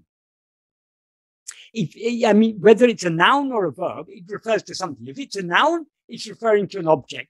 If it's a verb, it's referring to an action. But all words refer to something. So if you say a word, like if you say table, something comes to your mind. If you say chair, something comes to your mind. If you say I, that word I denotes what? What is it in ourselves that we refer to as I? Superficially, I seems to refer to this body and this mind. But if we think deeply about it, whether I'm aware of this body or not, I'm always aware. Because in dream, I'm not aware of this body. I'm aware of some other body, but I'm still aware. In sleep, I'm not aware of anybody at all, but I'm still aware. So we first need to understand that what we are is not the body, not the mind, not any phenomenon of any kind whatsoever. We are not an object. We are now we seem to be the subject. So we start with the subject, the one to whom all objects appear. And then when we go deep into the subject, we will find that what we actually are is not even the subject. We are a fundamental awareness in which both subject and object appear. But in order to do that, we need to go back through the subject, so to speak. So if you find repeating I helpful, that's okay. Even this questioning to whom or who am I, Bhagavan didn't actually tell us to question to whom or question who am I. He said investigate. But we may sometimes find it helpful to what Bhagavan means when he says investigate to whom is turn your attention away from what you see to go back towards yourself, the one to whom it appears. And what he means by who am I is hold on to that I. So he's not meaning that we should ask questions, but we may sometimes find when our attention has gone away to something else, when we go, oh, to whom has this appeared? If we ask ourselves that question, that may help us to turn our attention back to ourselves. But merely asking the question isn't self-attentiveness, isn't the self-investigation. Turning our attention back to ourselves, that is the self-investigation. That is what Bhagavan pointed at by saying, investigate to whom it has appeared. I will turn your attention away from what has appeared, back to the one to whom it has appeared.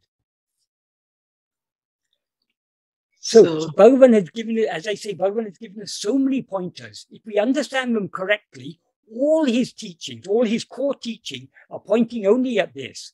So we need to think deeply about his teaching, understand what he's saying and what he's implying by what he's saying. And if we understand his teachings clearly, then what is the practice will become very clear to us. I'm not saying that first you study all his teachings, then you can start the practice even now. The more you do the practice, the clearer his teachings will become. The more you study his teachings, the more you'll be encouraged to put it into practice, and then his teachings will become more clear.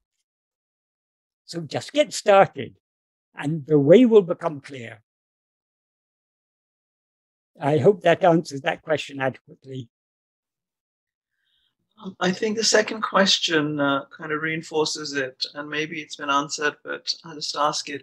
Can Michael talk about specific pointers or practices that are helpful to self-attentiveness, which you spoke about? Some of the pointers I use are chanting Nāṇ Ār or I a few times, slowing down breathing and asking questions such as who heard or saw or felt a particular sensory input or thought. Could Michael please share how he tries and has tried to be self-attentive when he began his practice? I think I've more or less answered that.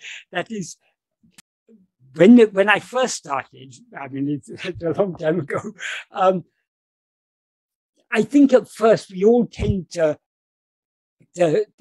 fall into a trap of looking for some object. But it very soon became clear to me, we're not looking for an object. We're looking for that to which all objects appear. That's why Bhagavan expressed it in terms of investigate to whom it appears. So whatever object may appear, whatever we may be aware of, to whom has it appeared? So beyond what I said, I really can't say. I mean, it's asking how do you look at your PC? If you ask me how to look at my PC, just look at it. That's what more can be said. How do you look at yourself? Just look at yourself. Attend to yourself. Of course, when the PC is an object. So when we're looking at it, we're looking at an object. We ourselves are not an object, but we are that which is looking at all other things. So look at the one who is looking. In other words, attend only to yourself. Beyond this, words come, we just have to grasp what the words are pointing at and follow those pointers. Regarding slowing down the breath, that is, some people may find that helpful, but it's really actually more of a distraction, because in order to slow down the breath, you have to attend to the breath. To whom does the breathing appear? Whether it's fast or slow, who is it who's aware of the breathing? I am. So much better. Bhagavan always encouraged us to take directly to this path, not to take all these roundabout ways of slowing down the breathing, controlling the breathing, or watching the breathing. For those who were much interested in pranayama, Bhagavan said, better than trying to control the breath, better just to attend to the breathing. But that's only a concession, he said, to people who weren't willing to come directly to this path. But generally, Bhagavan said, attend only to I. That's a simple and direct way. All the other things are just roundabout ways. What is more direct, more obvious than I? The one thing we're all aware of is I. So when it's so obvious, why take a roundabout way to look at it? The PC is in front of me. If I want to see the PC, I don't take a mirror and look in the mirror and see if I can see the PC. That's unnecessary. It's straight there. It's sakshat. It's there in front of you. So there's nothing more sakshat, more clearly, obviously experienced by us than I am. All other things appear to us only because we're aware I am. So our fundamental awareness is that awareness I am. So all other things, even the awareness, even ego, the false awareness I am is body, is based on that fundamental awareness I am. So that fundamental awareness I am alone is what is real. It's what continues in all the three states. So that is ever present, ever clearly, it is Swayam Prakasa, it's clearly shining. There's nothing more clear than I. So just attend to I. That's all there is to it. There's nothing more can be said than that.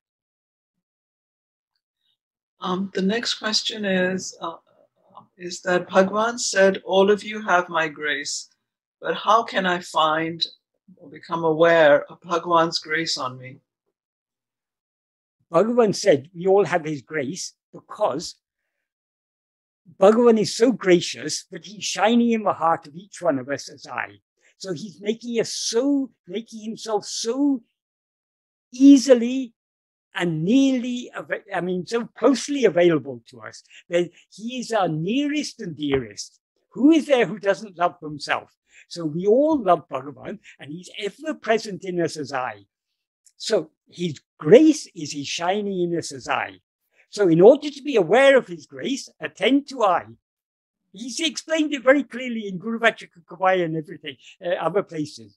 That which is shining in our heart as I, that is God, that is grace, that is Guru, that is everything. So attend to that. The more you attend to it, the clearer it will all become. That's another thing about the question that was asked before about how to do it. The more we attend to ourselves, the clearer it becomes, because what we ourselves are the original light of pure awareness that illumines the mind, which in turn illumines the whole universe. That is, the physical light is visible in which light? Only in the mind light. It's only to the mind that the physical light appears. And the mind light shines it's only borrowing the light, the light of pure awareness. The mind knows other things. But so the mind is misusing that light of awareness to know things other than itself. The same mind needs to turn that its awareness back on itself to see itself. So there's nothing more clear than I, because I is always shining so clearly. We are all saying I. The problem is we conflated this fundamental awareness I with adjuncts. So we say I am Michael, I am this person, I'm that person, I'm young, I'm old, I'm male, I'm female, I'm rich, I'm poor, I'm Hindu, I'm Christian, I'm Buddhist, I'm atheist, I'm this, I'm that. All that say I'm rational, or whatever we say, everyone, the theists and the atheists, the religious people and the non-religious people, the Hindus, the Buddhists, the Jains, the Sikhs, the Muslims, the Christians, all the Taoists, the Confucianists, the Zen Buddhists, they all say what? All say I. So it's the one thing that is so, so clear, and the one thing on which we are all agreed, I am. So let's just cling to that I am. That alone is what is real. That is the message. That is what Bhagavan, all Bhagavan's teachings are pointing at. What is actually real is only I am. Everything else is just an appearance. And it all appears only because of we confuse ourselves with adjuncts. Cling to that original, what is it? What is it? But we are confusing with adjuncts. It's I. Cling to that I. The adjuncts will drop off and I alone will remain. Michael, the next question is what is the difference between humility and being a doormat? Being a doormat is outward behavior. Humility is the inward subsidence of ego. If you subside within, whether your body and mind acts as a doormat or not is no concern of yours. All this, that is, being a doormat is to do with how we behave in the world. How we behave in the world need not concern us. If we want to know what we actually are, we are not this person who is treated as a doormat or whatever. We are that which is ever shining as I, which is ever untouched by anything. So hold on to I, ego will thereby subside. That is true humility. And then whether we are treated like a doormat or how we treated, we may be worshipped or we may be ridiculed. It doesn't matter, because what is worshipped and ridiculed, it's only the person that we mistake ourselves to be, so long as we allow our attention to go outwards. So there has to be a rising of ego in order for us to take this person as ourselves, and then be treated either with praise or with blame, either regarded highly or treated like a doormat. It doesn't matter. All this is an Atma. This person that we now mistake ourselves to be is not what we actually are. What we actually are is only I am. And that I am is not affected by anything. So let us cling to that I am. To the extent we cling to I am, ego will subside. We will thereby separate ourselves from this person we seem to be. And that state of subsidence of ego, that alone is true humility. The state in which ego doesn't rise is true humility. There's another question, which is that what is the difference between dullness of mind and absence of thoughts due to a sattvic quality of the mind? Why one is preferable and another is to be avoided? How can we distinguish if we are attaining a sattvic state, or as opposed to just a dull, as opposed to just dulling our mind? Okay, this is often said, but tamas is easily mistaken for sattva. It is easily mistaken only if we've got a very outward going mind. We can't. The difference between sattva and tamas is the difference between light and darkness. They couldn't be further apart. Sattva is a state of clarity, whereas tamas is a state as we can never be totally devoid of clarity, because if there wasn't clarity, we couldn't even be aware of the dullness. But so there has to be some light, even to see the absence of light. In this case, that's not a very good analogy because it doesn't quite work like that. But there has to be the light of awareness in order to see darkness. You can say it like that. So, what is sattva can be, if we want to know what is sattva, attend to yourself, because what we actually are is Suddha sattva. That is that fundamental awareness I am, bereft of adjuncts. That is Suddha sattva. That is absolutely pure sattva. And sattva is absolute clarity. So the more we go within and experience that inner clarity of self-awareness, the more obvious it will be to us that sattva and tamas are poles apart. So just to say it in simple words, clarity of self-awareness, that is sattva. So the question is, Bhagavan said that he knew about Arunachala from a very tender age. Has he ever spoken about how Venkataraman knew about Arunachala without hearing about Arunachala from anyone? Is it right to infer that Venkataraman's association was from previous births? Yes. Bhagavan says, Ari Varus Siruvaya, from the young age when I had no arivu, no knowledge of anything, Arunachala was shining in my mind as Miha Peridu, something very great. So that Bhagavan must, that is Venkataraman, that ego that was born as Venkataraman must have been a very great devotee of Arunachala. So that he was born almost, that is from the very earliest memories he had, what was shining as very great, Miha Peridu, extremely great in his mind was Arunachala. So it has to be coming from previous lives. But once that ego that took itself to be Venkataraman, once that ego was destroyed at the time of that death experience, then what remained, then that ego was absent. What remained shining in the form of Bhagavan was no longer that the ego was aware of itself as Venkataraman. What was shining in that form was Arunachala itself. That is, Arunachala swallowed the Venkataraman, the ego was aware of itself as I am Venkataraman, and what then remained shining in that body was only Arunachala.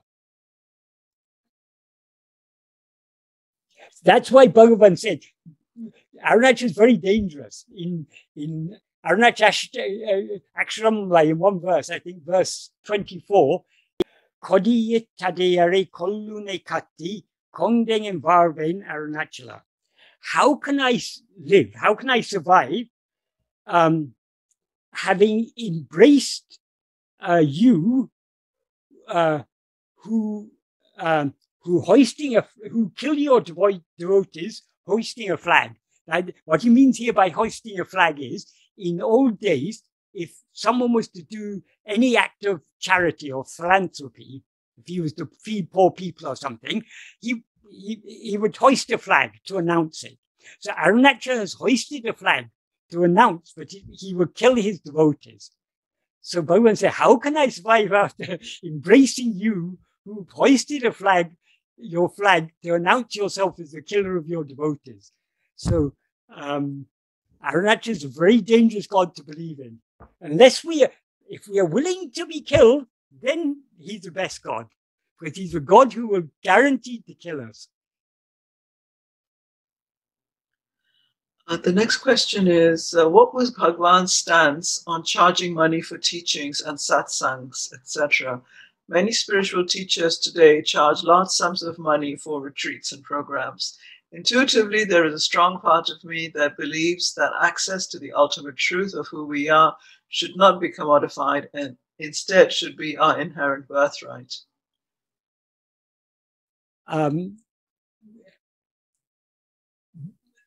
When the court questioned Bhagavan, that is, there was this dispute over who was the rightful manager of the ashram. Some people took ashram and Bhagavan to court, claiming that they were, that is, a former devotee called Paramal Swami, who was claiming that he was the rightful manager of the ashram because he had been managing even from Skandashram days. So this went to court. And so the court came to Bhagavan to question Bhagavan.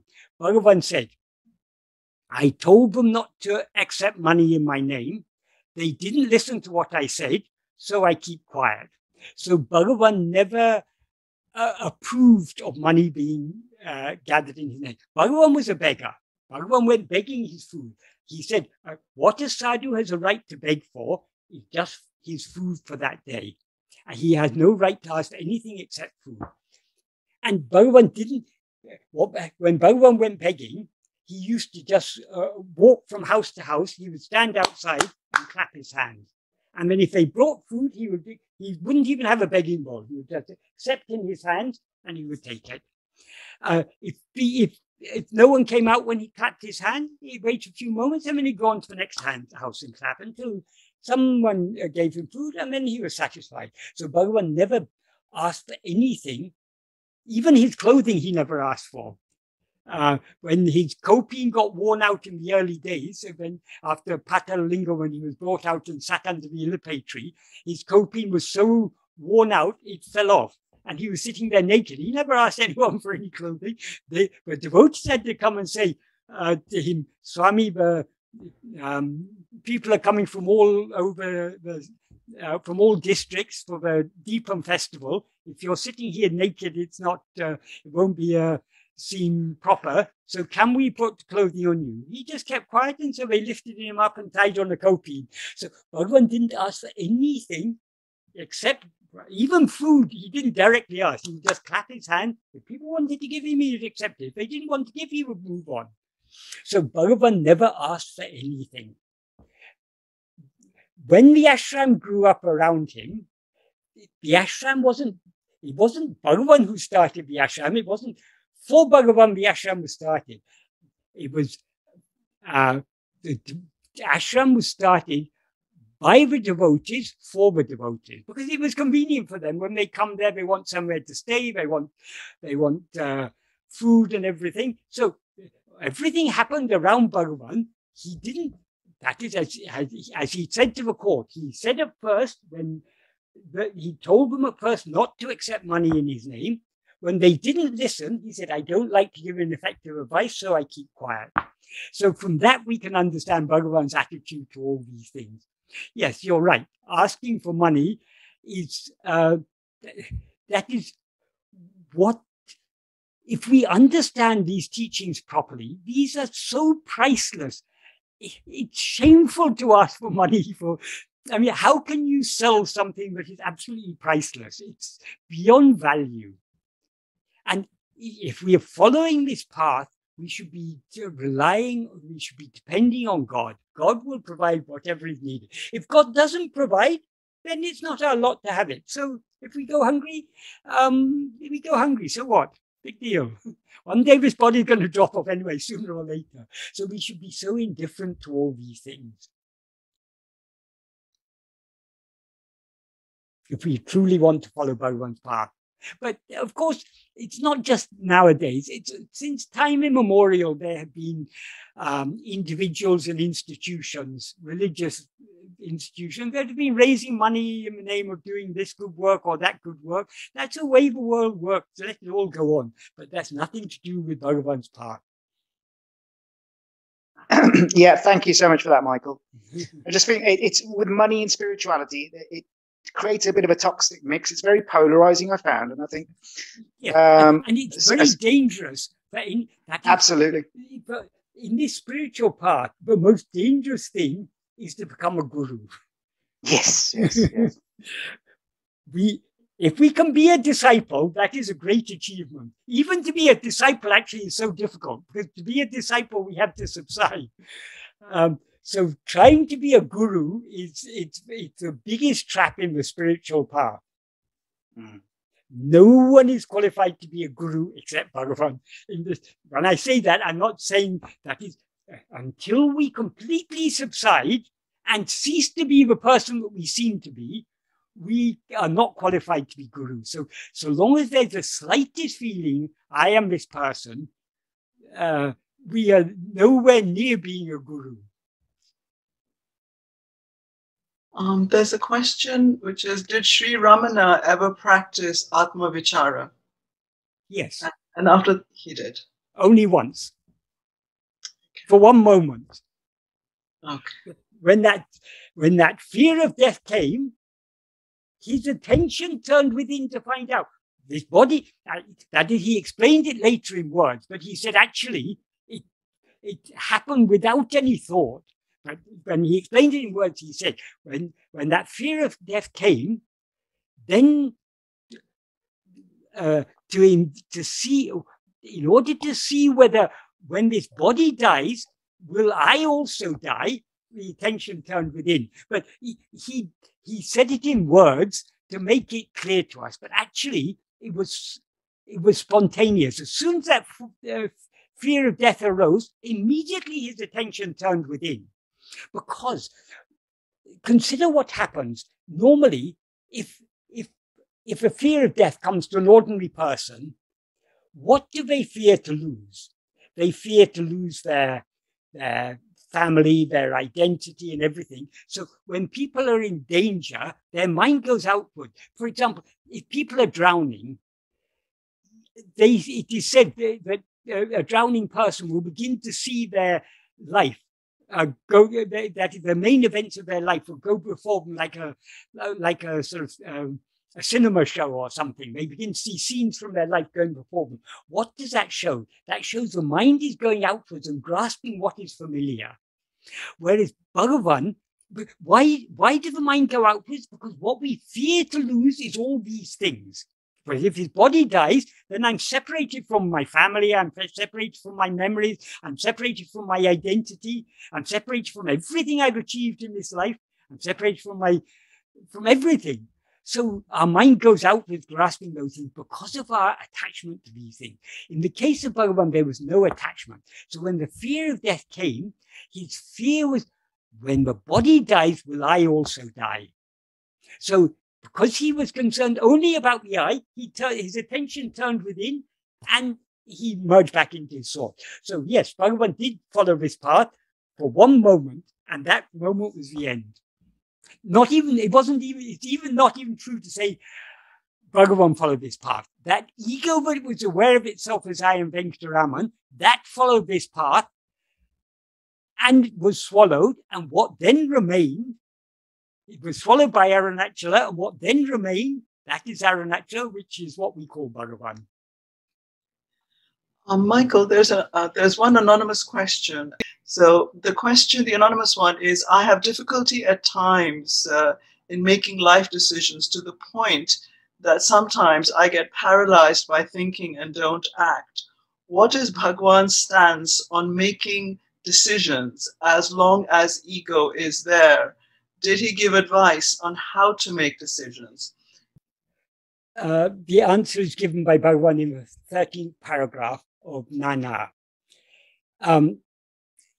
What he says in the first sentence, he explains what is self-surrender. He says, being Atma-vichara alone is giving ourselves to God. Atma-vichara means one who is firmly established as oneself. And he explains how we can be Atma-vichara with an adverbial clause in which he says, Anmachintane tavira, vera chintane kalambavadaku satcham idam kadamo. That means without giving the slightest room to the rising of any other thought other than Atmachintana. Atmachintana literally means thought of oneself. It implies self-attentiveness. So what Bhagavan implies in this sentence, being so keenly self-attentive that we thereby give not even the slightest room to the rising of any other thought, is giving ourselves to God. That is, other thoughts can rise only if we attend to them. If our entire attention is fixed on ourselves, we won't give any room to the rising of other thought. Thereby we remain as we actually are, and remaining as we actually are is giving ourselves to God. So that's the key sentence of this paragraph. But then people will naturally think, oh, but I've got so many responsibilities. I've got a family, I've got a job, I've got this and that. So how can I remain without giving room to the rising of any thought? That's what Bhagavan answers in the rest of this paragraph. In the next sentence, he says, Isam peril evelo bharate patalum avalaveum avavahita kolkira. That means, however much burden we place on God, he bears that entire amount. So we can, even the burden of thinking, we can leave to God. We can leave to Bhagavan. We don't have to worry about thinking, because whatever thinking we have to do, he will do the thinking for us. And then in the next sentence, he says, this is a key sentence in answer to your question, Sakala Karyangale, or Parameshwara Shakti, Nadatu Koḍiyiṭ Padiyal. Since one Parameshwara Shakti, one supreme ruling power, is driving all karyas. Karyas means whatever is to happen, whatever is meant to happen, whatever should happen, whatever ought to happen. All that is being made to happen by one supreme power. Since such is the case, Nāmum adaku adangi ramal. Instead of we also yielding ourselves to it, Upadēśa Undiyār, Endru sada chittipadēn. That means why to be constantly thinking it's necessary to do like this, it's necessary to do like that. So when whatever is to happen, whatever is meant to happen will be made to happen by that one Parameshwara Shakti. So why shouldn't we just yield ourselves to that? Why should we be constantly thinking it's necessary to do like this, it's necessary to do like that? So the problem lies not in your indecision, but in your thinking about such things at all. Leave it all to him. Attend only to yourself. That's all you need to do. You don't have to be concerned about whether you should do like this or do like that. If you attend to yourself, if you hold on to self-attentiveness, ego will thereby subside. Then whatever actions are done by the body, speech, or mind will not be driven by you or your will. It will be driven only by the will of God. So leave it all to him. Let him take care of his body, speech, and mind. Let him make them do whatever actions he wants them to do. Leave it to him. We don't have to do anything. Then in the next sentence, he gives to illustrate what he said here, he gives the analogy of the train. When we know that, though we know that the train is carrying all the burden, even though we know the train is carrying all the burden, why should we who are traveling in it, instead of remaining happily, leaving our small luggage placed on the train, suffer bearing our luggage on our head? So why should we be concerned about whether we should do like this or do like that? If we are meant to do something, we'll be made to do it. If we're not meant to do it, it's no concern of ours. So surrender this entire body, speech, and mind to him. How do we surrender them to him? By clinging firmly to self-attentiveness. If we cling firmly to self-attentiveness, we thereby hand over charge of our body, speech, and mind to him. He will then make them do whatever they're meant to do.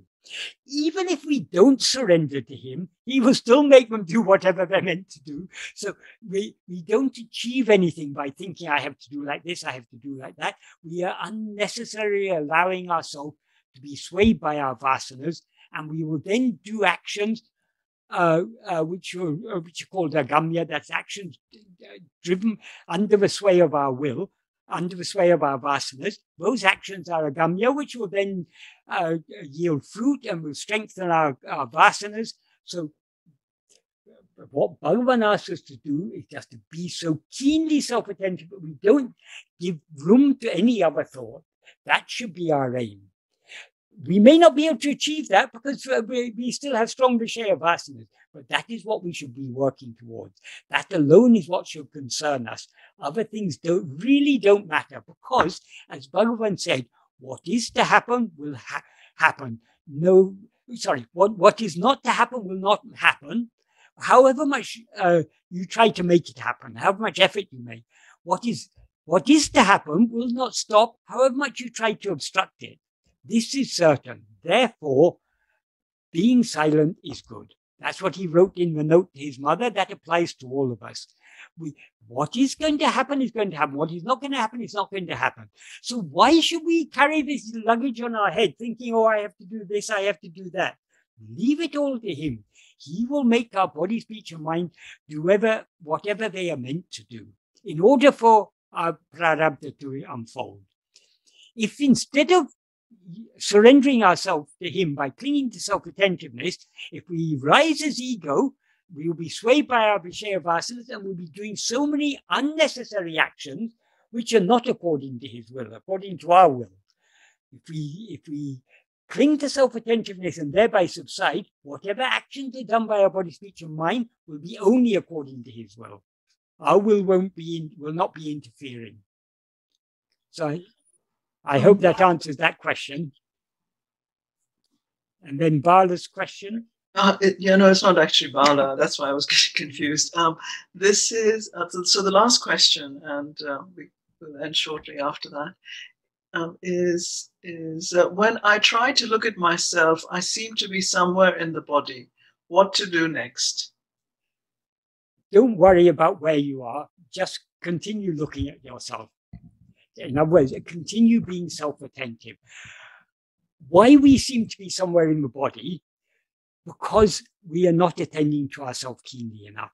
That is, we are attending to ourselves, but only partially. So part of our attention is on ourselves, part of our attention is still on the body. So we're aware of the body. But the deeper we go in this practice, the more our attention will be focused keenly on ourselves and thereby withdrawn from other things. So when we go in within deep enough, we will cease to be aware of the body or anything else.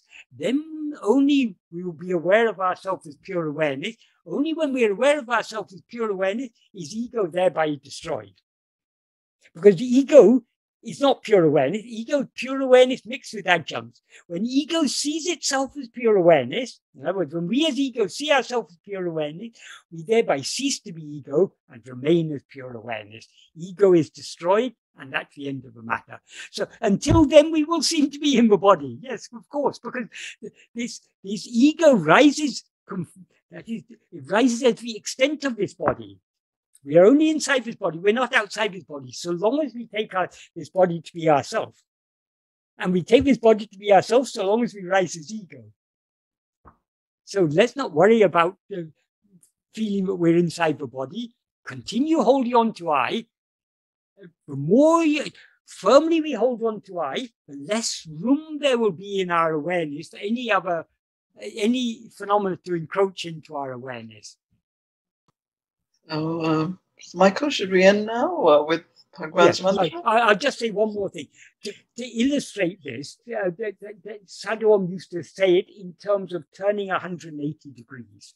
That is, now our attention is facing outwards, towards things other than ourselves. Our aim is to turn our attention away from other things, back towards ourselves. So in the process of self-investigation, we are trying to turn a full 180 degrees. But because we still have attachment to, we still have Vishaya vasanas, we are not yet willing to entirely let go of other things. So we are, instead of turning the full 180 degrees, we may be turning 10 degrees, 20 degrees, 50 degrees, 90 degrees, 120 degrees, something. Doesn't matter. We need not measure how many, we need not and cannot measure how many degrees. But the more we turn towards ourselves, the more our attention is withdrawn from other things and fixed on ourselves. So slowly, slowly, all other things will recede into the background of our awareness, so to speak. We recede to the periphery of our awareness. And when we turn the full 180 degrees, then we will cease to be aware of anything else whatsoever. We'll be aware only of ourselves as pure awareness, because pure awareness is awareness that is not aware of anything other than itself. Thereby, ego will be destroyed. And then we need not worry about body or world. They will never appear again, because they appear only in the view of ego.